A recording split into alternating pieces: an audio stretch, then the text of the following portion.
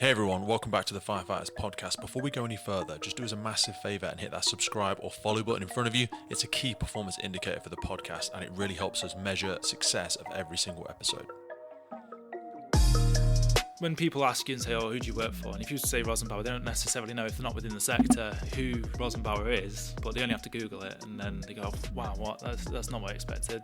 I think its success is based not only on what the product is and its continuous improvement, which has been considerable, is actually the fact that people like to deal with us. It's the pride you can take in what you're doing. You know, we're not trying to flog a dead horse here. We're not trying to sell something that people don't really need. You need to improve, you need to innovate, you need to move on.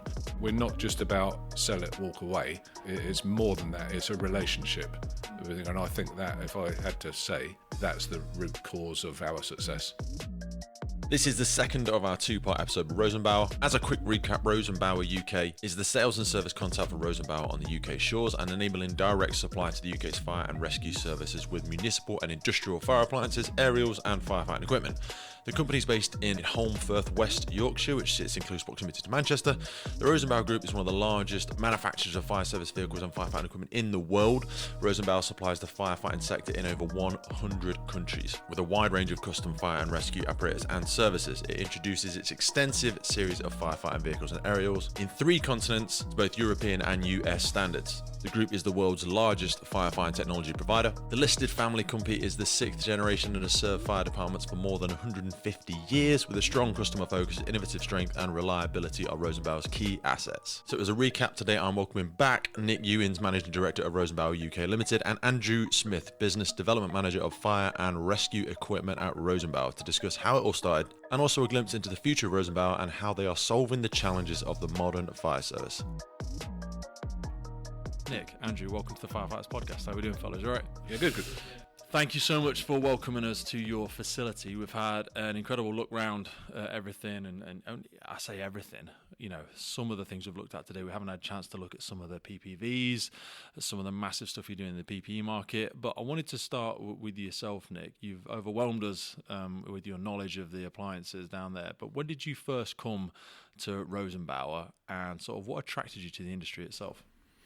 So I started with Rosenbauer in January 2016, and I actually had to double check that actually because the time has disappeared very quickly.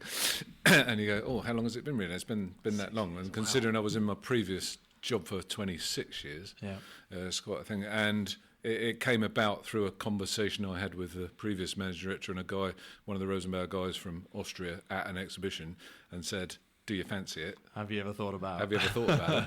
And you give it a bit more thought and you go, yeah, I do actually. At this moment in my life, I think that's it's a good challenge. And Rosenbauer being Rosenbauer, you go, yeah, I'll give that a crack. You know? It's one of the real behemoths in the industry. But you have not come out of nowhere, you know, before. And again, as was alluded to with the knowledge you demonstrate downstairs, you originally came back in your apprentice days of working on the original Genesis. So you're not a stranger to the world. It's not like you've been brought in from whatever, Marks and Spencer's, you know, as a managing director there.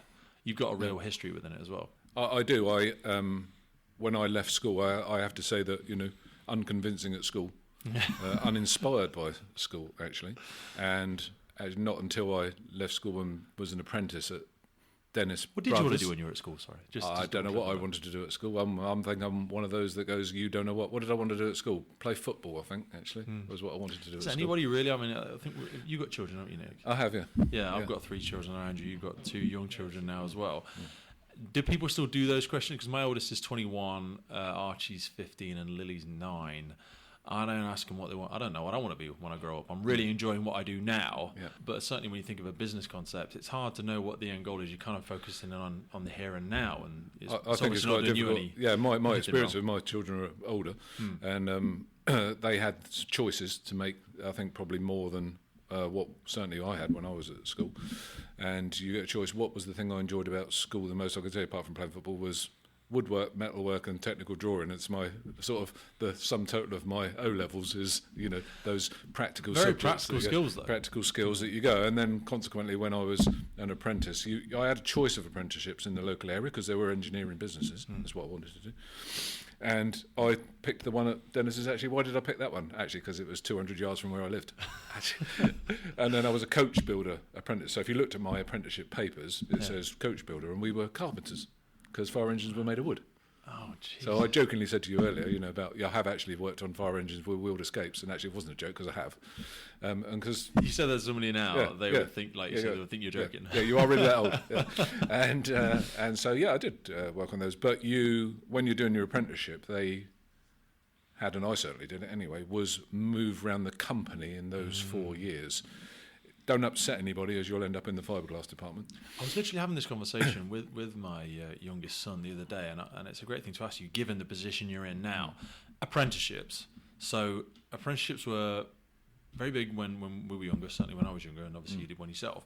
Then they kind of fizzled out. We didn't see them for a decade and a half, 15, 20 years. Now they're coming back with a vengeance. There's some people think, it's cheap labour, it's not good, it's not fair, people should get fair price. But I think there's a tremendous amount of value that I think we kind of threw the baby out of the bathwater when we stopped doing apprenticeships, because people then they weren't picking up these practical skill sets as easily, and they were off getting degrees and qualifications, but they weren't building those functional skills. And then we found ourselves, and you'll know far better than me, in a position in the UK market where we didn't have a fantastically skilled labour force like we used to, and now those skill sets, and you alluded to it earlier when you said about the people you see in the sector and how many of them have actually come from a grassroots level like yourself, very few and far between. Do you still use apprenticeships in Rosenbauer now? Is it a popular thing? Because we're seeing them in the emergency services. At Rosenbauer UK, we don't have an apprentice. We're a small company, but do we want to have an apprentice? I would say yes, definitely we do. Do we want to treat them as apprentices get treated in this country? No, not completely. That's why because it's not cheap labour, actually. No, you have to be serious about it, and you have to want to invest in that person or persons to treat them correctly. It's not a means of paying them below minimum wage to get another pair of hands. Absolutely. If that's your intention, don't do it.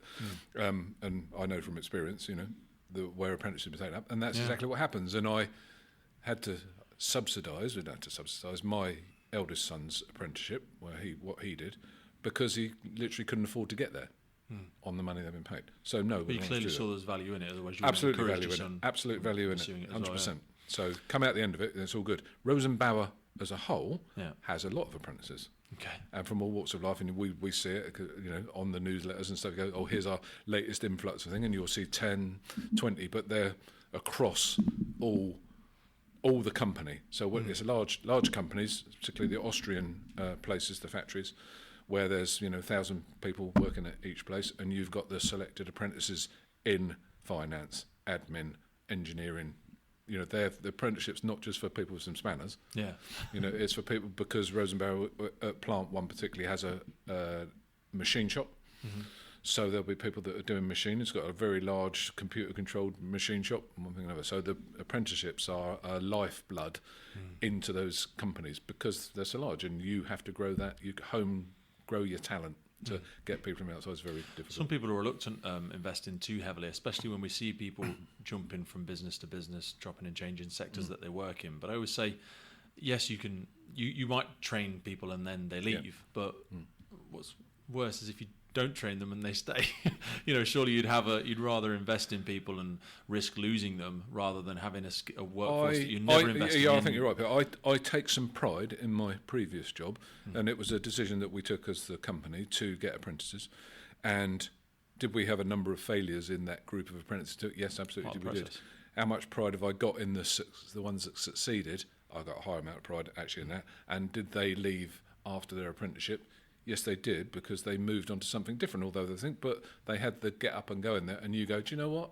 I've played a part in that young person's life to bring them to this state, and then they move on and they do something else, and you pat them on the back and you go, great job.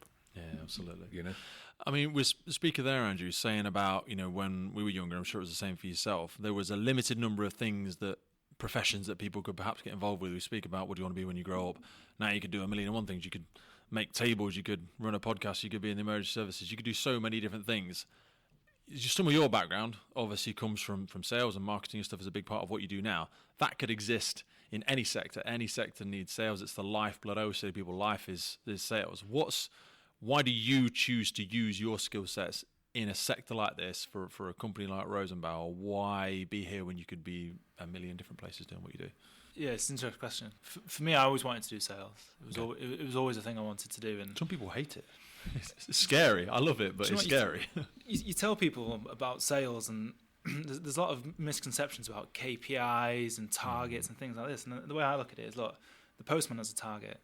He has to deliver so many letters in a certain amount of time. The person in a till, WH Smith, has to sell an extra piece of chocolate. Yeah. The whole thing's sales, and people they get scared of being in a sales role when actually you're targeted for everything. So for me, it was from a very early age. The school in sixth form I went to was very much focused on Oxbridge and who was going there and whatever. So when I had my first part-time job and I was earning money, a couple of quid an hour, but it was money for a 16-year-old. But then I was getting commission on top of it.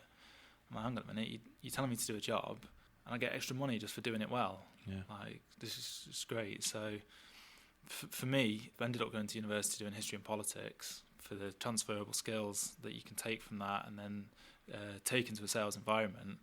And then to get to here today at Rosenbauer, it was sort of if you'd have told me when I finished university and said you're going to end up working for a global fire engine manufacturer, I'd have, how on earth is a path that sort of evolved quite naturally from step to step, where I had to look at where I was at each stage of my life. And I started off doing oil and gas recruitment, and it was a very, very cutthroat environment for doing sales.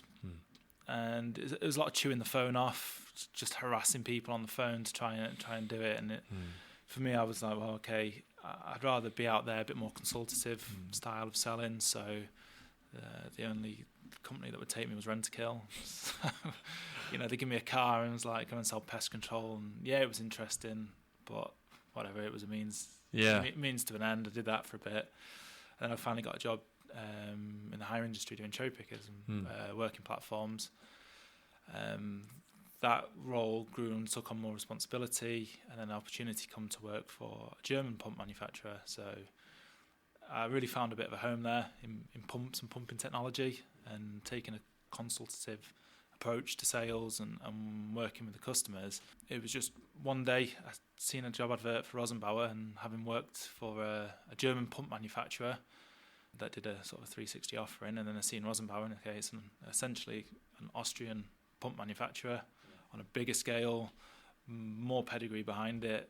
It was like, well, yeah, why not? Why not throw my hat in the ring?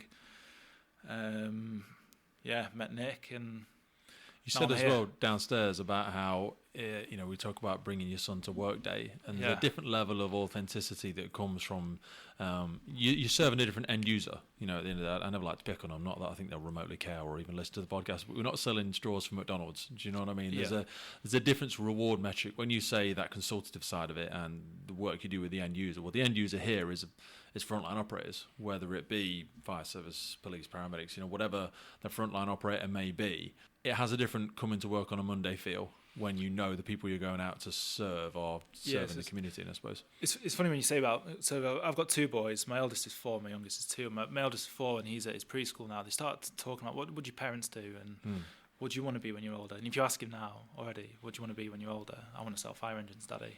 Love it. That's it. I mean, I'm sure if I was doing something else, there's not as many toy shops as fun as these ones. That's for sure. But it's even that side of it, that it's the pride you can take in what you're doing. We're not trying to flog a dead horse here. We're not trying to sell something that people don't really need. No. This is saving. Or that they begrudge having. Yeah, exactly. It's a bit like if you have to make something like buying insurance, you'll be like, oh God, or like gas and electric. You're like, yeah, we need it.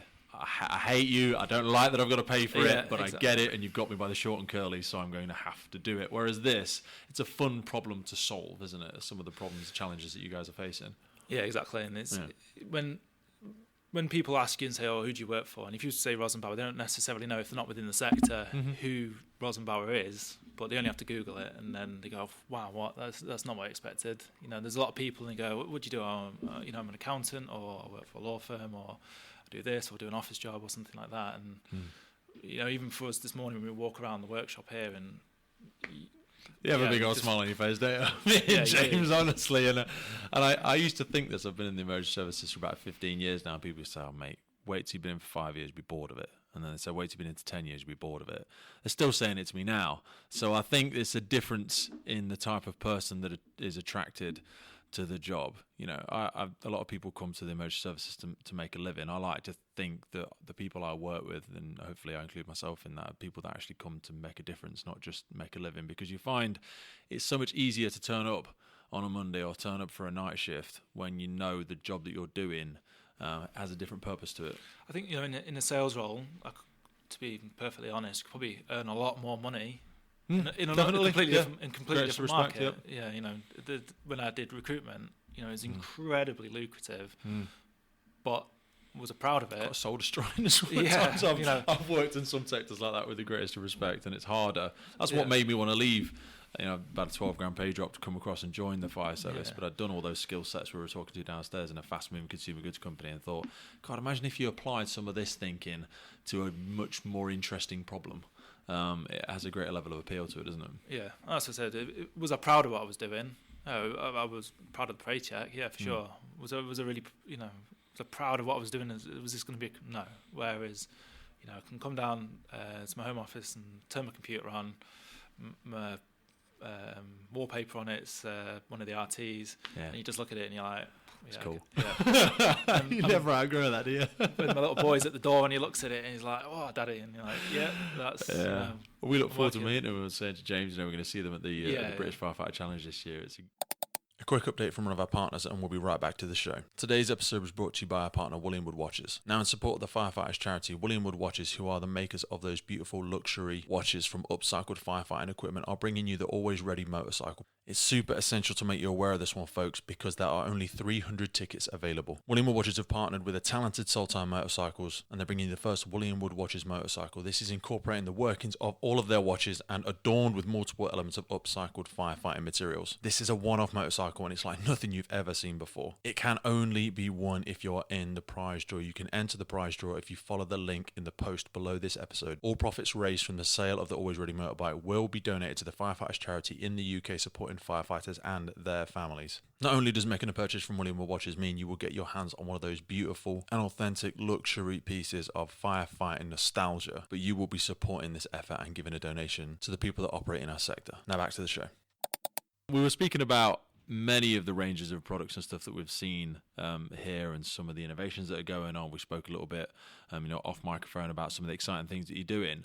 For a lot of people in the sector, if they're new to it, they may just know about Rosenbauer and think about the helmets. Ironically, in the room we're sat in now, there's two gorgeous helmets sat on the windowsill over there. We are eyeing them up for the British Firefighter Challenge, so don't be surprised if one of them doesn't make it through the meeting.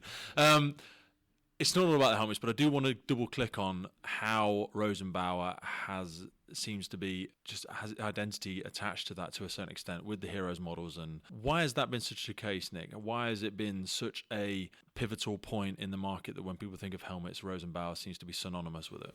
I'd have to give credit to this company as it was before, which was North Fire. Yeah. An awful lot of effort into that bubble was actually put in, and it's credit where credit is due, that's for sure, and opened up that particular market. But the origins of the Rosenbauer helmet, if you go back to the guys at the company in Austria who saw that that's something that they should be doing, and through every effort, as they do now with all their other products, put money into that belief that this was a part of the market that they wanted to be a part of, and as the company always wants to do with everything, is do it properly.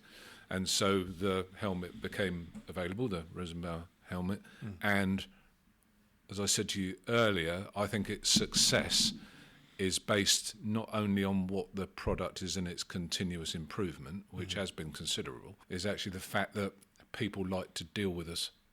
So it's a great product that's been developed. People do like it. They see from the older style to the new one, the changes that have been made, and now much more comfortable it is. And we've listened to what people have said, and that's worldwide. It's not just in this country, but it's been because they want to deal with us as a company because we're a friendly face. Yeah.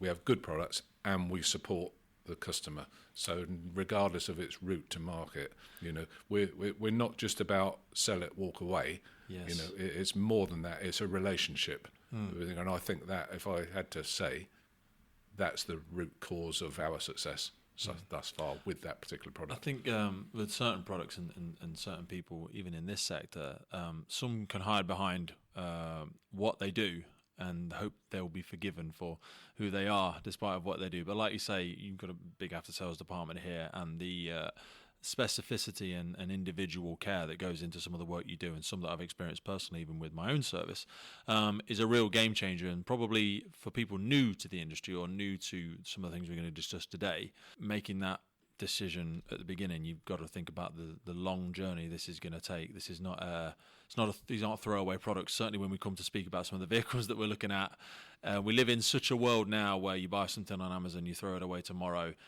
This stuff needs to work. A lot of it is going to be closely related. Somebody will be relying on it to save a life or to keep their own safe.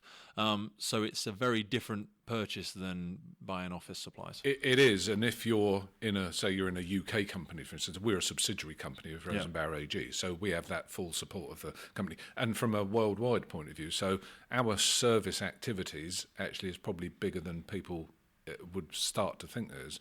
So we've had guys recently, so we do have a big market in Ireland, particularly in aviation, so service contracts for vehicles in airports in Ireland, so it requires a little bit of travel. Where have our guys been recently? We've also got some trucks in Gibraltar, which is a contract we had, and we'll now have a contract with a Finnish airline or airports.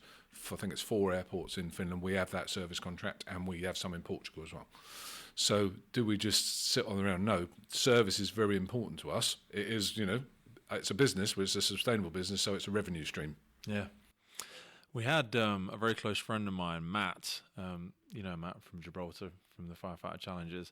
I said, coming to see Nick and the team today, and he sent a photo because Gibraltar's, everybody knows everybody in Gibraltar, the Rock of Gibraltar, and we're due to go over there and do some stuff with them, and I know they're bowled over in comparison because people, I think we're quite elitist in the UK, and we've been so used to the high calibre of equipment and the high calibre of services and the high calibre of people that we work with, we forget that in different areas of the world, they could never dream to have their communities looked after by some of the vehicles that we're looking at today. In Gibraltar, with the greatest of respect, I think this has been a big step up in comparison to some of the things they've had in the past. It was a massive step up from what so they that had with the respect before. of probably what came before. They had a lot of legacy MOD fleet. They did, in there, and then the decision was made about how the airport was actually run because it was a military site, really, with some passenger aircraft coming in and out of it, but it was the only point of getting in there. And then it's the change, and it was the purchase of the vehicles was subsidised by the MOD, but they basically belong to the government of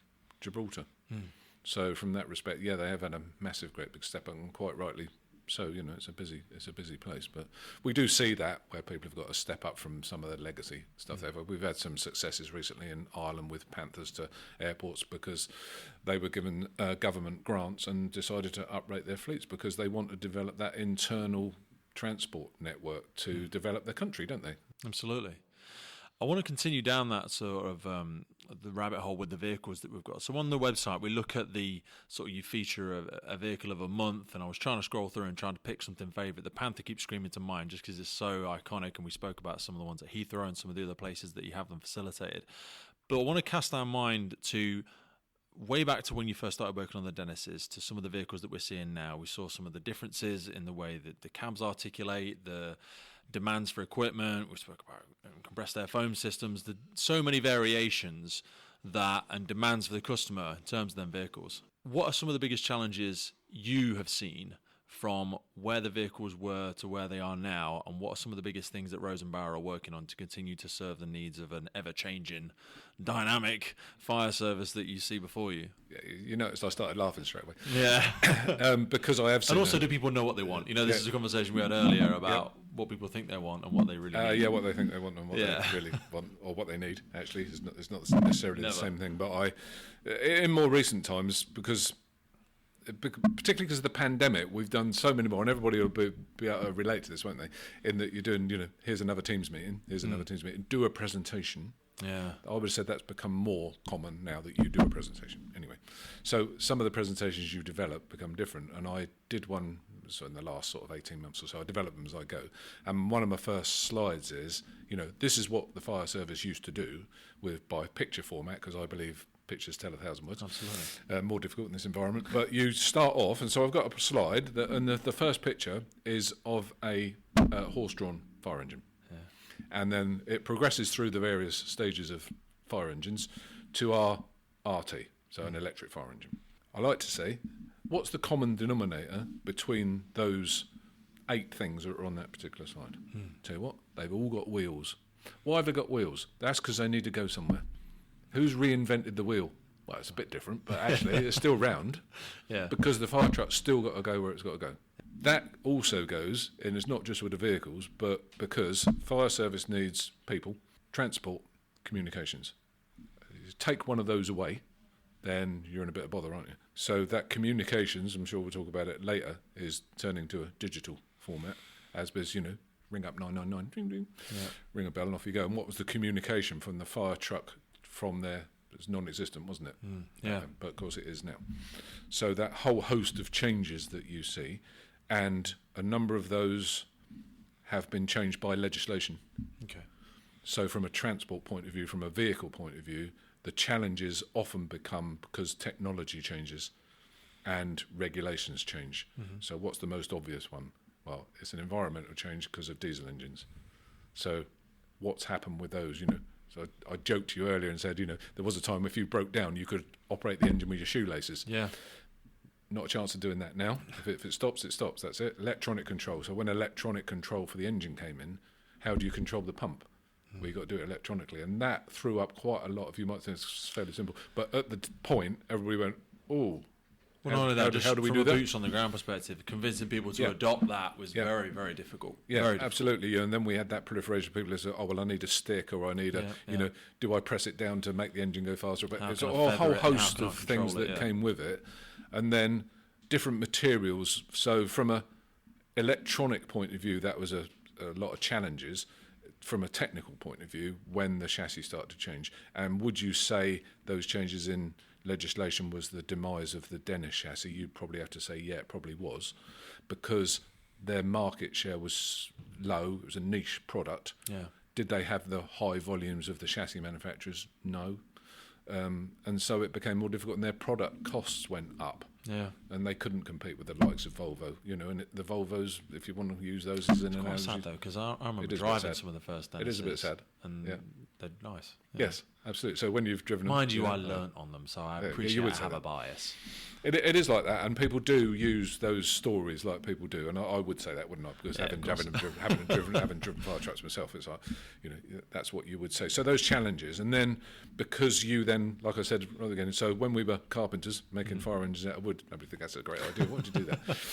Doesn't wood catch fire? Well, it does actually. Yeah. So then what do you do then? And there was a proliferation of people making bodies from steel. That ended fairly quickly, because guess what? They all got wet and went rusty. Yeah, very quick. And very quickly. So then there was that move to different materials, and then so body structures, if you're just using the mechanics of it, has changed quite a bit in itself. So now we see it. Our material of choice is still aluminium. There's a good supply of it. It is recyclable and so on. There's a proliferation of fiberglass bodies that were introduced by, there was a company in Holland who produced fiberglass structures. Okay. And then that moved over to welding plastic together, which you see now, and that's just probably about to go full circle. So all those things, all but say, a fire engine, it's got some people at the front, and generally it's got a pump at the back, might be in the middle, and some lockers on the side, because as you said earlier, Pete, it's a toolbox. Yeah. What's the toolbox look like? How can I make this more efficient for the user? And then, of course, when I was first in the industry, we still said they were firemen. Well, we don't say that anymore, and haven't said it for some time. No. And so the diverse workforce comes into play, and you have to, at some point... Diverse workforce, but diverse job. It's a diverse job, absolutely. So, yeah, and you have to more so than it ever was back then. Where you could just get away with being, I'm just a pump man, or I'm just a nozzle person. Yeah, and even your now you need all the skills. Even your statutory requirement to go to fires.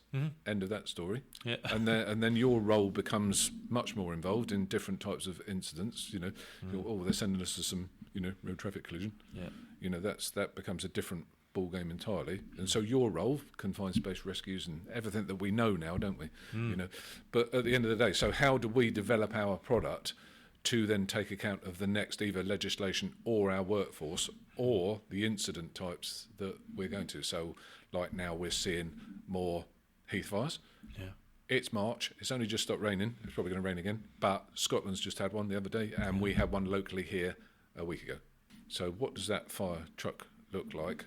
You know, we see the benefits of having only one fire engine in our station, don't we? Yeah. You know, but does that fire engine still want to say the same? And it goes back to my original comment about my slide, because in that slide is the wheeled escape on there. Does that wheeled escape help you these days or anything with a heath fire? No, this was no use or ornament, is it really? And would you use it? So it's a different perspective at all on what this, and that's how it continues to develop. And so what's the next thing that's driving us is emissions and electricity and technology. So our new RT, which has been pretty successful with sales around the world, you know, is that next thing. And from our perspective as a company, it was interesting to understand the thought process behind the decision to do it in the first place. So when you reach a point in things, I often say there's a fork in the road, turn left to do this or turn right to do that. You can't go straight on because it'll stop you doing. There's a constraint up one of these roads. And so the company decided that they would build an electric fire truck from the ground upwards. What was the benefit of doing it, converting something? I think they'd learnt their lesson from the old Panthers that were built on someone else's chassis. Okay. And the inherent issues that then manifested themselves over time. So then the Panther came along, let's do this properly, engineer it, build it, you know, as a proper automotive engineering company, and that's the decision-making process for the RT, which is there something out there that's suitable to turn this into a fire track, or do we have to start again? Tell you what, let's start again. So from that Same as picking a property and trying to retrospectively adapt it. Go at a certain tipping point, you go, just build from the ground up. Rather than just trying to, you know, retrospectively change or adapt a building from what. Yeah, why don't knock it down, and do it again? Knock it down, do it again. Because also, when you talk about people trying to knowing what problem they're trying to solve now, and with all these new technologies, people from the fire service have probably been indoctrinated into a service where it's hard for them because they're not outward facing like you. They're not exposed to all the technology. I think it was Henry Ford that said, you know, if I'd have asked farmers what they wanted, they'd want bigger, stronger horses. Nobody would have ever said combustion engine. So now when you're talking about electric vehicles, when you're talking about different ways to solve the same problem, and also, you know, we echo back to sales again, Andrew, how do you balance knowing what you think the end customer needs and not appearing to trying to steer them into what the company's decided to invest in? Because sometimes, you know, I mean, Nick, you said as well, sometimes you actively step away from things if you don't think you have the right solution for the customer. But Andrew, for some people, that's probably quite difficult to say no when you think, I want to try and solve every problem. Yeah, so I mean, for me, I've always taken a sort of a two ears, one mouth approach to whenever I have to sell anything, because I'm terrible at that. It's listen to us as much as you speak. But it's one of those ones where, you know, in this role, for example, when I was in Austria, the first question they ask, "Are you a firefighter?" No, I'm not. So, you know, when they're talking about the product, frustrating start to the conversation. Yeah, probably you're going to start with a bias and treat me from here. Okay, yeah, damn. you start thinking like, I kind of wish I was now, but yeah, fair let's enough. Backpedal from this one. Oh, yeah. What would happen if I did say, yeah, I am? Would it matter? But you know, when they say to you, yeah, are you a firefighter? No, I'm not. So,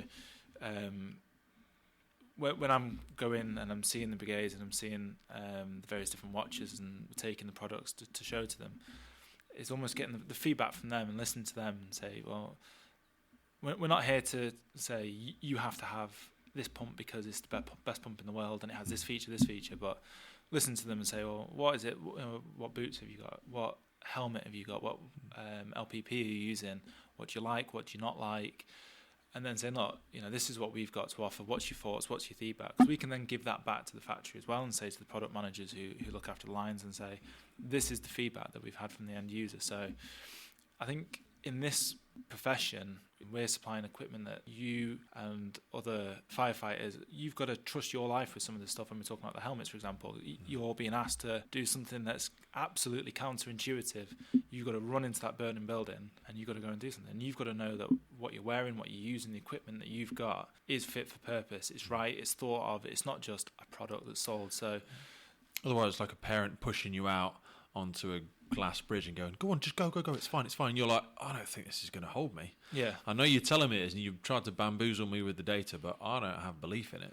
Yeah, exactly. So for me, when we're looking at the approach that we're trying to take to customers and to brigades, is to really listen to them and say, well, what is it you're using? What is it that you like about it? What is it that you don't like about it? Here's what we've got to offer. Test it, take it, try it, love it, hate it. Give us feedback. We'd rather, sometimes for me, if I give someone one of the things to test, if they turn around and said, oh, I don't really like it, it's not necessarily a bad thing, because the last thing you want to do, exactly, and the last thing you want to do is they end up with something that doesn't work for them, because they will find problems with it. And because you can sit in this boardroom and fall prey to groupthink and just keep going, yeah, it's great, isn't it? No, it's great, isn't it, Andrew? Yeah, it's great. And then you go out there and they go, it's rubbish. Told you 2 years ago, don't like it. Yeah, exactly. And I wouldn't tell a firefighter how to do the job. They're far more qualified to do it, but I can show them the tools. You said there, and maybe I don't want to fish for a distinction or a difference, but you said, valuing the end user, we want to know what people think, we want to know what brigades think. Do you ever find a disparity between what a senior leadership team or what a person in acquisition that you may be engaging with, because you still obviously see a value in going to the fire station? I'm not saying that nobody's listening to somebody, but you might get one opinion from somebody that's not been operational for 15 years versus what are your personnel saying, what are the guys and girls on the fire engine saying. But also you don't want to undermine them by, there's a political minefield to navigate there. You sat in this boardroom, say you want this, but I've just been out to 4 of your fire stations and they're saying something different. And so that's one of the approaches. How do you balance that? Yeah, it's actually, it's funny. That's one of the approaches that we took sort of as a new step forward when I joined the business. Is I've got a demo vehicle which is stocked full of demo equipment. So when I'm going to see a brigade or whatever, it could be that you're seeing a chief, procurement, and also guys down in the station on watch. So it's balancing that. Yes, there is sometimes differences.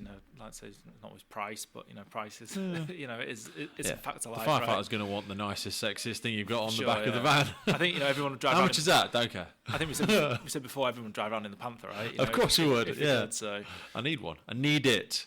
But we've done where we've been quite active recently is we can go in and we can go and meet with a chief and say, look, or we can meet with a watch manager and say, look, this is what we've got to offer. But then also pulling the equipment down into one of the bays, getting it out and saying, look, you are the firefighters, and what do you think of this? And trying to see, rather than there's a top-down approach and there's a bottom-up approach to any other sales, and we're trying to find that balance into it, so that yes, you've not got the firefighters just wanting everything that's shiny, because of course you're always going to want the nice shiny stuff, and seeing, okay, is there a compromise between that, and say, well, yes, there's a certain degree of this is the equipment that you have to have because this is what we're procuring, but also trying to get them both sides to recognise the benefit to it. So there's that balance between the two. So the firefighter gets what he wants, the procurement people get what they want, and there's different there's a spectrum. Criteria. Yeah. You see it in the tender documents for sure. When you also want to create a groundswell, because you could bamboozle somebody with data. We sort of said it before. You can go and research if you do work, in procurement. You can do all of your research yourself, and then you can go to your firefighters and go,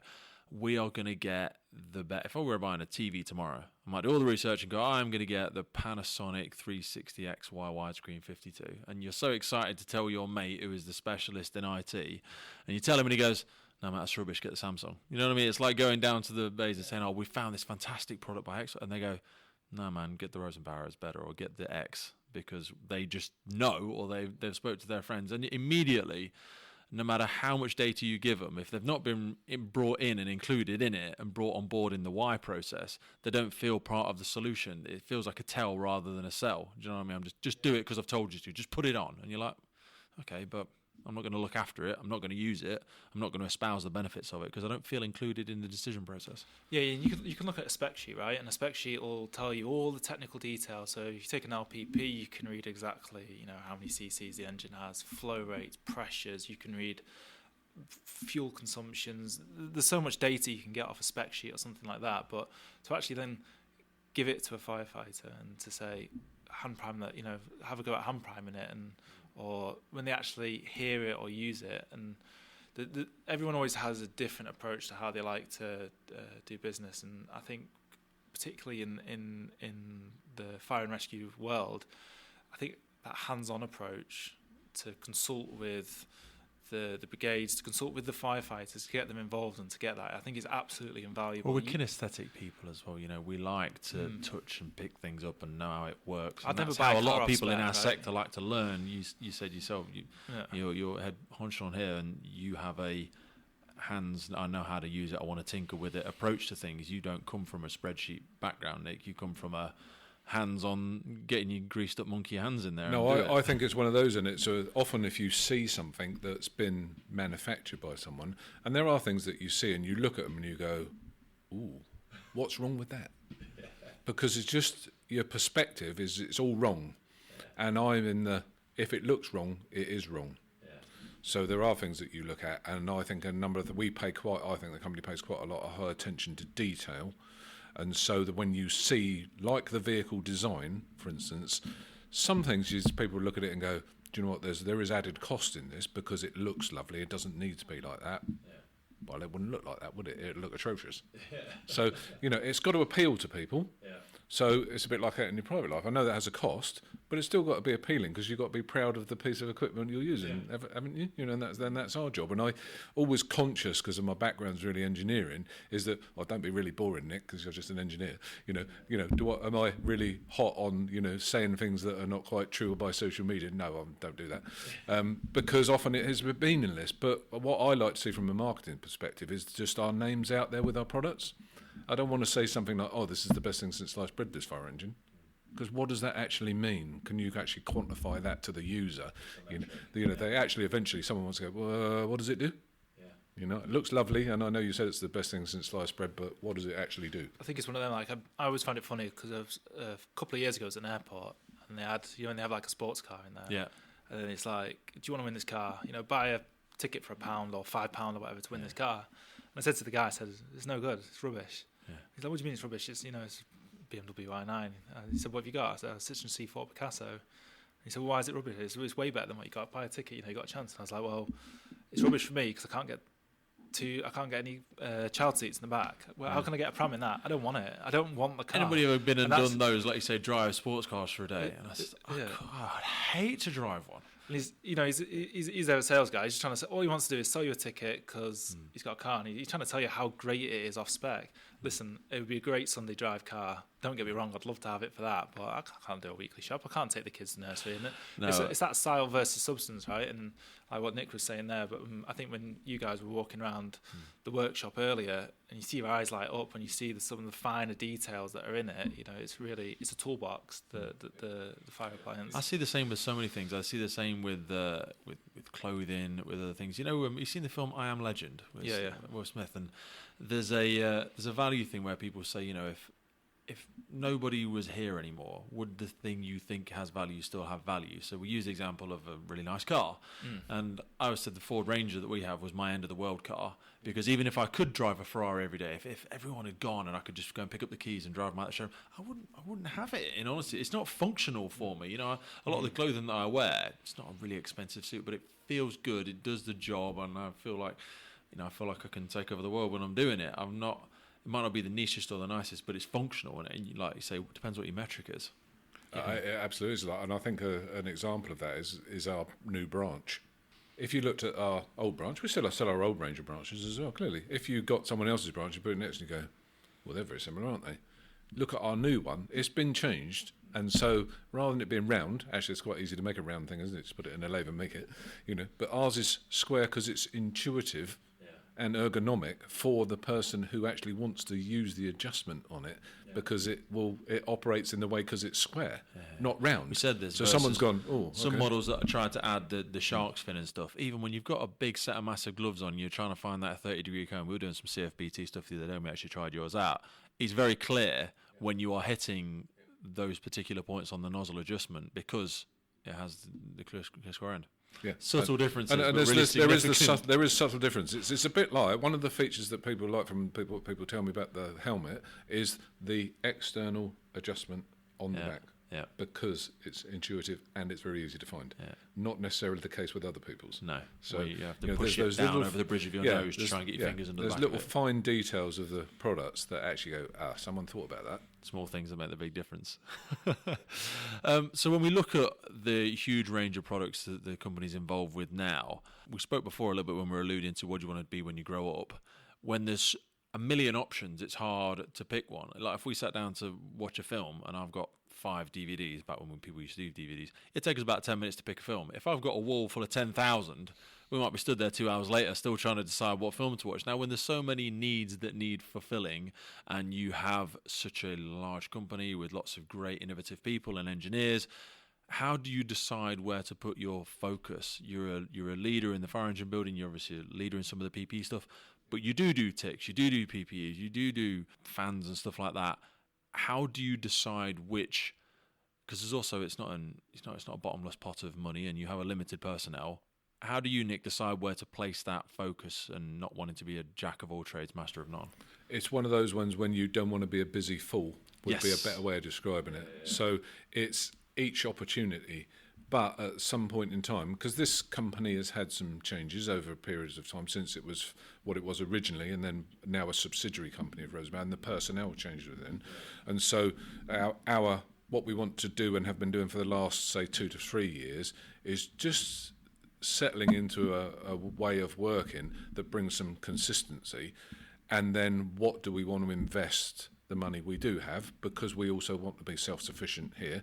We don't really necessarily want to go to Rosenbauer AG and say, can you lend me £1 million, because we want to do this. So we work in probably closer. The ties between the company, rather a subsidiary company, the ties between us and the parent company have got closer and closer over the years. And so what is your next investment so you can offer the variety of products? Okay, well, it's sitting across the other side of the table, because you invest in the people to be able to promote those products. Because if you haven't got the people to promote the products, don't attempt it. So it would be fair to say that if you rolled the clock back, say, 3 years, were we making a good attempt at selling all these variety of products? And you're probably saying, no, we weren't. And why was that? Well, it's because you just couldn't do it. So you have to invest in some people to push that forward. And it's a conscious decision to add that cost to your overhead and go, right, this is what we're going to do.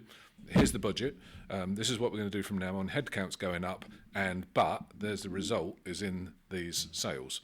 Frustrating though as well, isn't it? Because even if you know in your heart of hearts, and certainly with the experience you've had in the industry, you feel sincerely like, we have got the best product. Yeah, but if you've built the best thing in the world and it's sat in the woods and nobody knows it's there, absolutely, it's irrelevant. No one's going to see it. No one's going to see it. One thing I would say though, you said that jack of all trades, master of none. Yeah. I absolutely hate that quote because it's actually completely misused. You know that. It's not the full quote either. No, the full quote is. I just googled it while you're talking. It really better by far than the master of one. A jack of all trades is master of none, but oftentimes better than a master of none. Yeah. And I think when you're talking about the offering, say that Rosenbauer has, yes, there are a branch manufacturer who just do, and they have a massive range of nozzles, and it's almost bamboozling to look at it and to look at, all these branches. They might have 20 branches they offer. Yeah. And you go in, well, actually, which one do I need? And when you've got a company like Rosenbauer that offers such a wide-ranging portfolio, actually, you might look at it and go, well, we're only 3 branches deep or 2 LPPs deep. Yeah. But they're actually really good ones just for what they do. We don't, and it's that reinventing the wheel, and you're looking at saying, you don't need to have such a ridiculous portfolio of products if what you do is very, very good inherently in its own right. So when we're looking at the FX branch that Nick was talking about there, it's a very, very good branch. Of course, some brigades will have a very niche requirement for a very certain thing that they've come across. Everyone's always a special circumstance. And then, okay, yes, you're going to need a very niche branch to do that. But, it comes back to that, jack of all trades, master of none. Well, oftentimes better than a master of one. Yeah. So, and I feel it's a hard discipline, and it's a really hard discipline for us as well. Because, and I ask selfishly, because I think a lot of these conversations are almost like informal coaching for me when I have the privilege of sitting down with people like yourself. Because we look at the podcast, people go, you should, because they might probably say to Rosenbauer all the time, you should be doing this, and people that aren't running businesses give you advice eternally about how you should run your business, and they go, Rosenbauer should do that. They say, podcast should have its own clothing, and should do its own this, and you should do guest speaking, and you should do that. I'm like, great, fantastic. I think it would significantly diminish my ability, certainly, to do this one thing quite well. And I want to do lots of other stuff for people, and we do work with companies, but it's a hard discipline not to chase and jump around, like you said, Nick, the busy fool, and bounce from thing to thing, and have a myriad of things, none of which you're doing very well. I firmly believe in that. Do what you're good at. Yeah, and if you're not going to be very you've good got at such a legacy of the products you do. Yeah, if you're not going to be very good at it, probably best not to. Or be led by someone down a path, and even despite after the last time, the partnership you did with the ladders, we spoke about Mets earlier. You're building on the shoulders of a lot of knowledge there already. Yeah, and if you look, there's a really good story from Mets because it's such an old company. Now Rosenbauer is a very old company, and Rosenbauer has gone through several different phases. But the one consistency with Rosenbauer is, of course, it is a family-owned business, so it's still registered on the Austrian Stock Exchange, but it's the guys, the CEOs, are a member of the Rosenbauer family and so it has that entrenched in it. Rosenbauer's quite a success story, I have to say, in that regard, because often companies, Mets could be an example of it, and as it's got older in its life, it didn't change, it didn't modernise. Rosenbauer have brought to Mets that you need to improve, you need to innovate, you need to move on to the Mets ladder company, and it's the success it is today, I think, off the back of being invested in by Rosenbauer. And if you looked at their quality system, you mentioned Six Sigma earlier, all those disciplines of lean manufacturing that have brought it in, because it's very important because of the volumes that they are doing. It's very important because the quality of the product goes up and the reliability of the product goes up and the costs go down, makes you more competitive, and it's how it should be. So that respect, that investment in your business has to continue, and you can get dragged down a road by someone who says, can you do this for me? And you go, all right then. And after it's a disaster, you go, I'm not doing that again. Until the next time. It's easy to do as well. It's very easy because it's sales. It's a big airport or a big fire service in a certain country. It's a very, we want special treatment. It is the brave person who says, no, I'm not doing that. No, and it's like I was talking to you earlier. It's just some things you go, I'm really not going to do that because I don't want my name on it. And a lot of things it's driven by your own pride and your own conscience. It'd be very easy to supply something that's patently no use to men, and then regret it for the day. And you can get tired with it, and you do hear it. If you go to fire stations, people will say something, and it can be completely non-related to your product. It's something else. So one of the things that's caused a consternation in more recent times with fire trucks is the truck industry has mandated lane departure warning and emergency brake assist for trucks to stop sleeping drivers crashing into people. Now you're seeing them on your fire trucks. Yeah. And I've heard it said, we don't like that new Rosenbauer truck because it's got lane departure and emergency brake assist. But the name Rosenbauer was mentioned. But it's not related to our product. Yeah. But because it's the truck. Yeah. And that's nothing new. That's happened. You get tired with that brush. It's hard to stamp it out as well. Those small fires when they spark up and go, whoa, you've got to separate one from the other because that's not the same thing. And it can happen. I've had to have this. I'm sure you have that with legislative things that are imposed upon. They're not negotiable. If you want to continue to exist in the market, this is what's happening. No, absolutely, this is what's happening. And yes, there is an argument that says not really appropriate for an emergency vehicle. Yeah.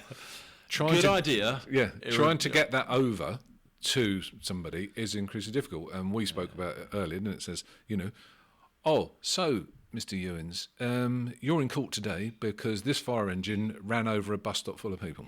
Yeah. Did you modify the braking system? Yes, Your Honour. Right, okay, that's 20 years in prison then. Thanks very much. Horrible closed questions asked in isolation. So what do you want to avoid doing? Something that actually is going to be dangerous and goes against the advice you've been given by someone. So talking to the chassis people, am I allowed to do this? No, you're not allowed to do that. Okay, well, don't do it then in that case. And there are reasons for these things. Now, whether it's that appropriate, because it's not always appropriate, and there is some exemptions, as we know, isn't there? The emergency services have exemptions for their lighting systems, for instance, because in real terms, a fire engine or a police car or an ambulance doesn't meet the lighting regulation for road traffic vehicles. No. So they have an exemption for doing it, quite sensibly so. Yeah. And it's like speed limiters and all sorts.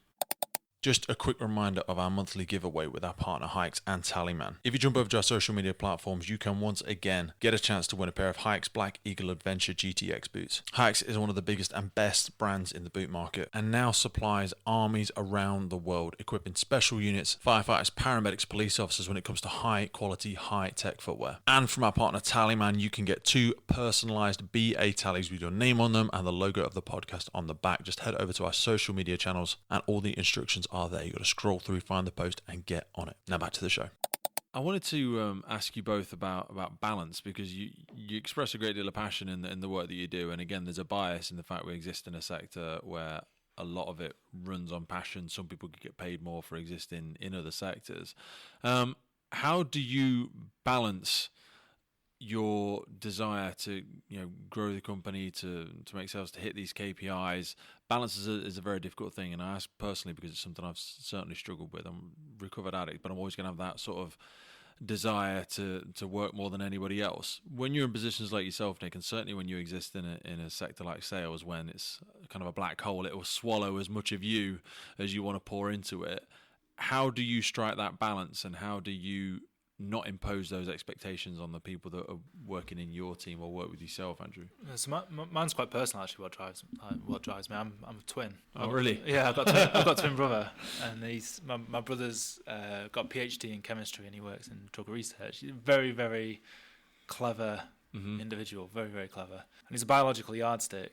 So if your whole life biological yardstick, I love that term. I'm going to steal that. Biological yardstick. So it's like, your whole life is, who's taller, who's growing up, who's taller, who's faster, who's stronger, and then as you start getting older, it's what you're doing as a job. And for me, particularly when I first come out of university, I was like a horse out the gates, just trying to earn as much money as possible because I wanted to, because I just wanted to be successful. He had a PhD, he's got instant access to very, very high jobs.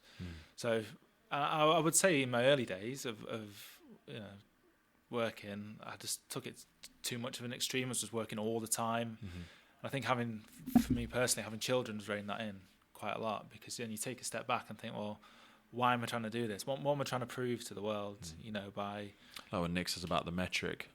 What's the metric? Success for what? Happiness based on what?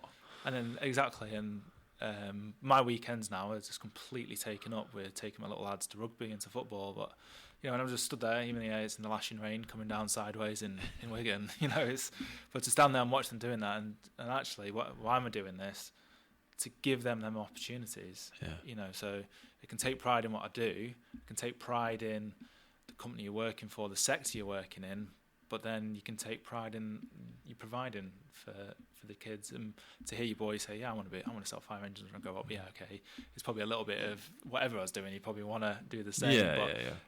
There's that side of it where I go, actually, your motivations change, your balances change, but it's still underlying.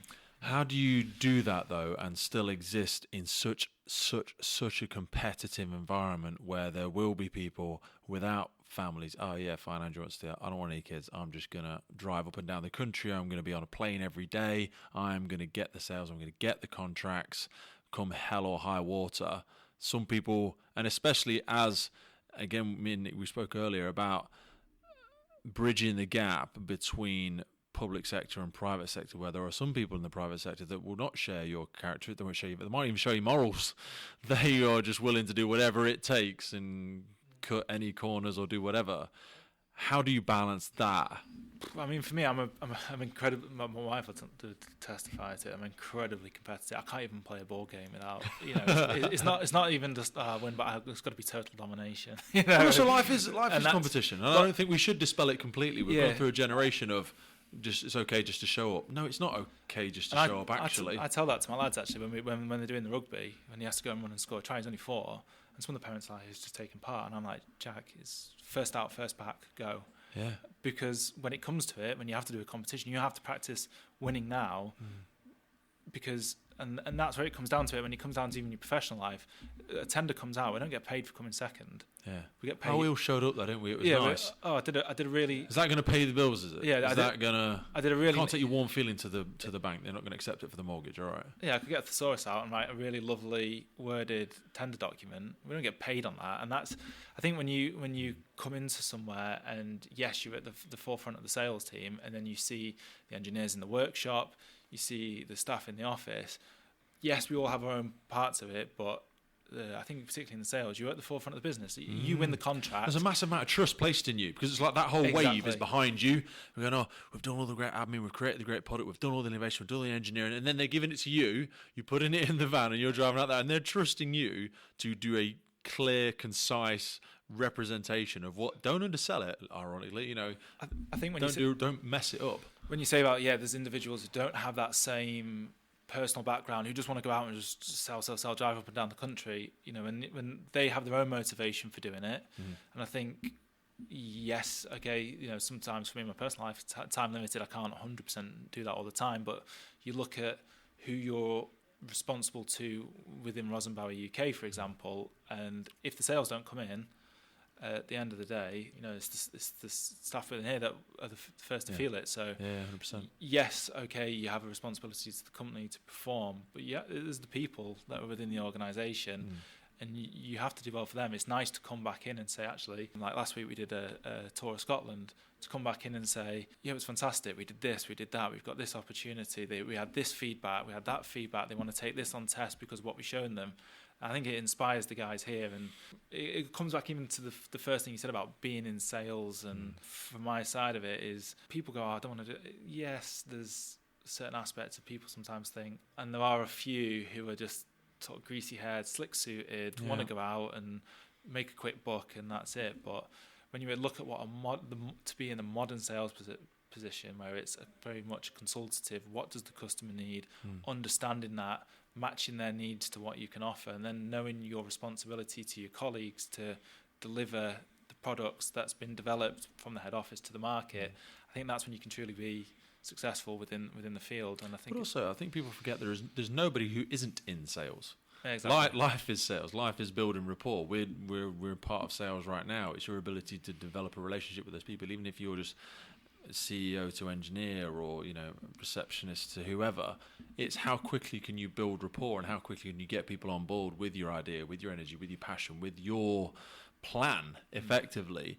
So I appreciate some people don't see the value in it, but there's no way of getting around it. You need to have a passion. It's whether or not you care about people as well as whether or not you're interested in sales. I was at a restaurant a few months ago, and it was a really young waiter, and he was, do you want any sides with that? Oh, the onion rings are really good and all that sort of stuff. And I'll have some of that. I'll have some. I recommend these and stuff. And someone turned on to me and said, "Oh, you should work in sales." And I've just sat there to myself and thought, he is. He is. The fact that you've said that to him, what a compliment that is to him. Yeah. Because he's just doing it. He's just talking to you. You're hungry. What is it you like? You should have this. You should have that. He could tell you there and talk about price of stuff and this is fun, but this goes well with that, and that wine complements that. He just understood exactly what his offering was. He understood the needs of the customer. He was asking them, what do you like? Oh, do that, perfect. And as we said, life's a sale, right? And I think the more open people are to salespeople to say, actually, we want to consult with you. Everyone can find that balance to get in the right product for the right purpose, and it's the way the world is now. I think definitely. What about yourself, Nick? Because obviously, with the greatest respect, Andrew, he operates within sales. You have that more holistic view, and in terms of a UK perspective, the weight very much does come down on your shoulders as well. So you've also got, even though people may see you as the tip of the sword, you've still got people that you need to answer to and stuff. How do you handle that pressure? Because it very much could be seen as a black hole. This company will take as much as you are willing to give it. How do you balance that personally, and have you always balanced it? I think I have. My wife often says, you're a different person at home than you are at work, from what people say. Okay. Because, when you're at work, you're try to switch off from work. But I try to be as even, if that's a description, as possible. And you take a lot of pressure inward and suck it up. And don't overreact. That is, to me, is do not overreact. How anything though? that happens when the pieces of the chessboard are so very big. Yep. And also, again, we speak about that authenticity. Yep. A lot of the stuff that you might be asking some of your engineers to do, Yep. you have the burden of knowledge sometimes of, I know what I'm asking you to do, and I probably might be able to do it myself. It's not my role to do it. How do you contain that frustration? Because I'm terrible at it. I'm getting better at it, but my passion probably overrules me sometimes. I call it passion. Some people might just say a flair. Maybe it's an age thing, Pete. Maybe, I don't know. Maybe you've just got a bigger bandwidth, or a little bit like a cushion. You can push too hard before you hit the wall. You can absorb more without it allowing you to react to it. I would say that you change over the lifetime of your career. Okay. And so when you're younger, you're probably more impetuous. And as you start to mature, even as you're getting into middle age and everything, is that you are then more inclined to draw on those experiences you've had through your career. Not necessarily consciously all the time, but I think they burn themselves on you subconsciously in that you don't react, or you do react as the person you learnt that one thing from in your life. So I've worked with a whole personality of people, and you can draw the good bits, discard the bad, and draw on the good bits of how to deal. And generally it is you're dealing with people. Dealing with technical issues is not a problem to me whatsoever. No. Might even be more your comfort zone. That absolutely is more in your comfort zone. When you're trying to gravitate towards your comfort zone. When you're trying to you do, and because you do what you're good at. So when someone says to me, "Oh, it's the accounts time of the month," you go, "Oh God, really?" Do I need to sit? Well, yeah, yes, I do. You need to sit in it, really. Yeah, I do, and I am, as you said, and people here would not realise probably what it's all about. Is I sit from time to time, and it became more common during the pandemic, where there's a performance meeting every so often, and everybody from around the world is part of that, and you get to explain your profit and loss. Okay, so that's, you got an audience, which is fine. You just have to get your head around it and report it. And my experience thus far with Rosenbauer is that it is a family, and it's very open, and you can say what you're thinking. Nobody's rude or anything like that. And so there's a high level of honesty, and that makes my job much easier. So echoing that family, so several threads I want to pull on there. Echoing that family side of things, echoing a little bit back to the apprenticeship side of stuff, and also not wanting to micromanage people. You want to let them learn their own lessons. Definitely. How far do you let people wander down a path that you may have walked down before? And it's a leadership question, I suppose. Yep. You want them to learn the lessons. You want them to be able to be self-sustaining and fix their own problems. But you also don't want to give them enough rope to hang themselves. And especially when you're innovating and trying so many things, how far down path do you let people wander before you have to step in and say, I want you to learn these lessons, but just do it this way because I know how it needs to be done? That's a complete moving feast.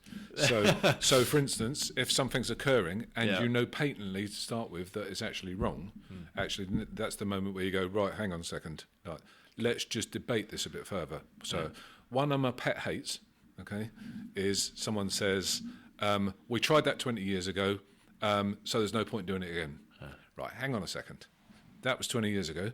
Technology, for instance, has moved on, and what we're doing actually has changed. Why don't we just revisit that again with what we know now?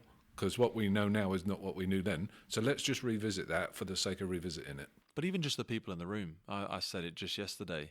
Someone said, similar thing. So we tried that a few years ago. I said, no, this situation's never happened before. I said, all right, Pete, I know you're new to this particular watch, but I said, no, it's never happened before.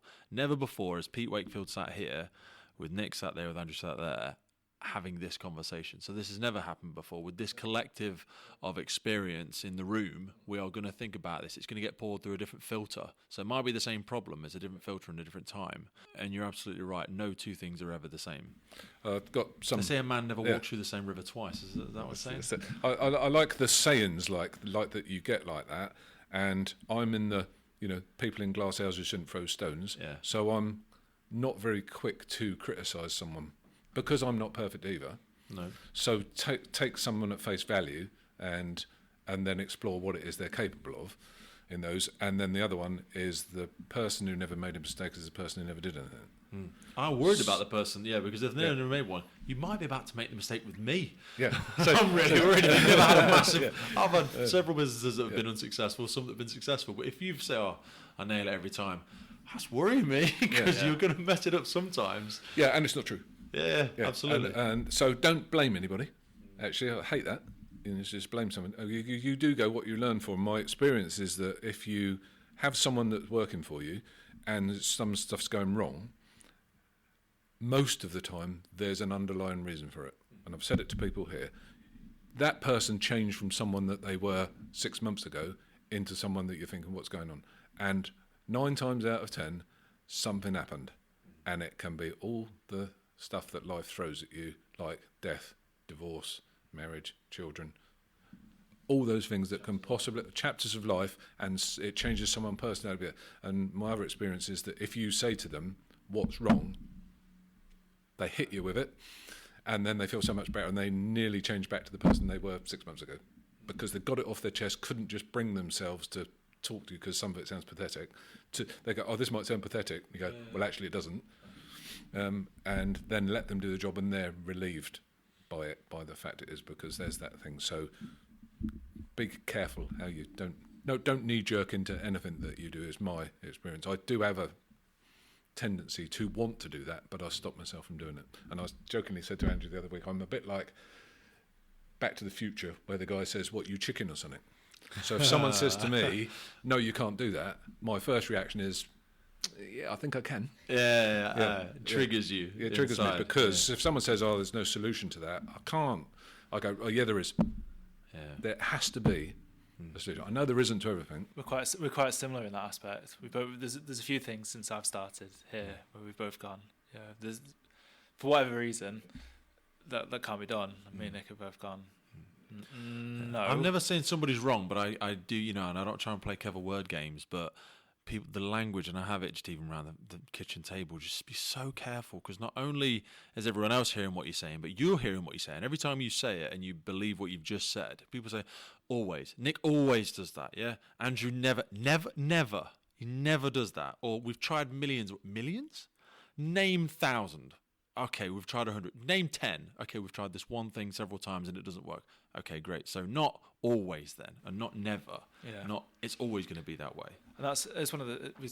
We had a not going into it, we had a situation where it was, well, that is it. And I said to Nick, and I'm not accepting that outcome. I'm not accepting it. We need a solution. And we had a bit of a chat, didn't we? And when you said that, and I said, right. And if you'd have said at the start of that, after that conversation, would we have found the outcome that we did? Probably, it was slim chance. Yeah. But now we're 95% of the way there. Pretty much. I think there's a difference there, and if I'm hearing you correctly, and it's similar when I come back to something like the podcast, the art of, talks about sales again a little bit, the art of conversation and the ability for people to sit in a debate, to sit in a muddy puddle. Some people think we're either getting on or we're arguing, but the ability to have a debate and not it to descend into emotional language so quickly, and because of things like technology and phones and all that sort of stuff, I actually think that's getting even harder. The skill sets that were rare used to be things like qualifications, degrees, stuff like that. Now I think the skill sets that are rare are people's ability to communicate, people's ability, some of the skill sets that we spoke about earlier, Nick. It's less about have you got the qualification or have you got the thing for that, and more about have you got the ability to problem solve and stay in an uncomfortable environment until we get a solution. I mean, in the emergency services, we have to do that because, certain problems will just go away if you forget about them long enough. Things that we go to, road traffic collision, fire, they're not going to resolve themselves. We need to come up with a solution, and we're going to have to work together in order to do that. Yeah, I think listening is the one that a lot of people nowadays struggle with. The ability to just sit back, clear the mind, not think of a response to they're already thinking about what they're going to say in answer to the question. Are you listening, or are you just waiting for your turn to speak? Exactly. That's the difference, yeah. Exactly, and I've had it sometimes where people, and even when we've had Teams meetings here, and like, are you still there? Yeah, I'm just listening. I don't need to say anything. I'm just listening. Tell me what you got to say. I want to hear it. I want to listen to it, and then I'll formulate my response. And like you some said, people have a fear of silence as well, though. Yeah, they have a difficult. Some people speak because they have something to say. So, what do they say? Wise men speak because they have something to say. Fools speak just to say something. They just need to fill the silence because they fear it and they feel like we had that conversation. It's a thing, and it's hard. I struggle certainly with a blooming podcast. Sometimes you feel like it's okay. Let it sit for a minute. I think it is a particular. It can be a skill, but I think you should be conscious of people. I've been in so many positions where you're with people, and it can be. So the more senior officers in fire service, and county councillors, all sorts. I've been in those environments, and on those occasions, it's a bit speakers when you've been spoken to. They want to talk because that's the nature of the beast, which is absolutely fine. And you let them. Don't be the salesman who gushes at them, and if they've got an opinion, don't have a counter opinion. You can have opinion, but let them do this first. It's comes a bit of a role reversal in that he's the guy. He's been promoted. He's been promoted for a reason. His intellect is quite high.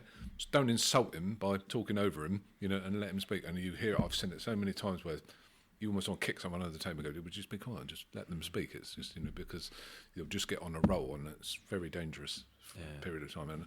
And often you learn from listening to that. And many people are desperate to tell you what they know as well. And I've met people like that. the party of the people that I've really enjoyed the most in meeting over time, and it hasn't occurred for a long time because it doesn't seem to happen anymore. The old Chief Fire Officers Conference was the exhibition.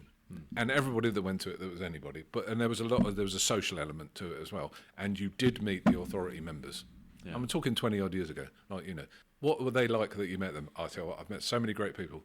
They were absolutely priceless, of different political persuasion, and so many different points of view. And actually, when you get to know them a little bit better, we realise, that's that political game they're all playing, and they're having a good laugh about it at the same time. It's just quite refreshing that you hear it. You go, "That's brilliant, that is. I love that."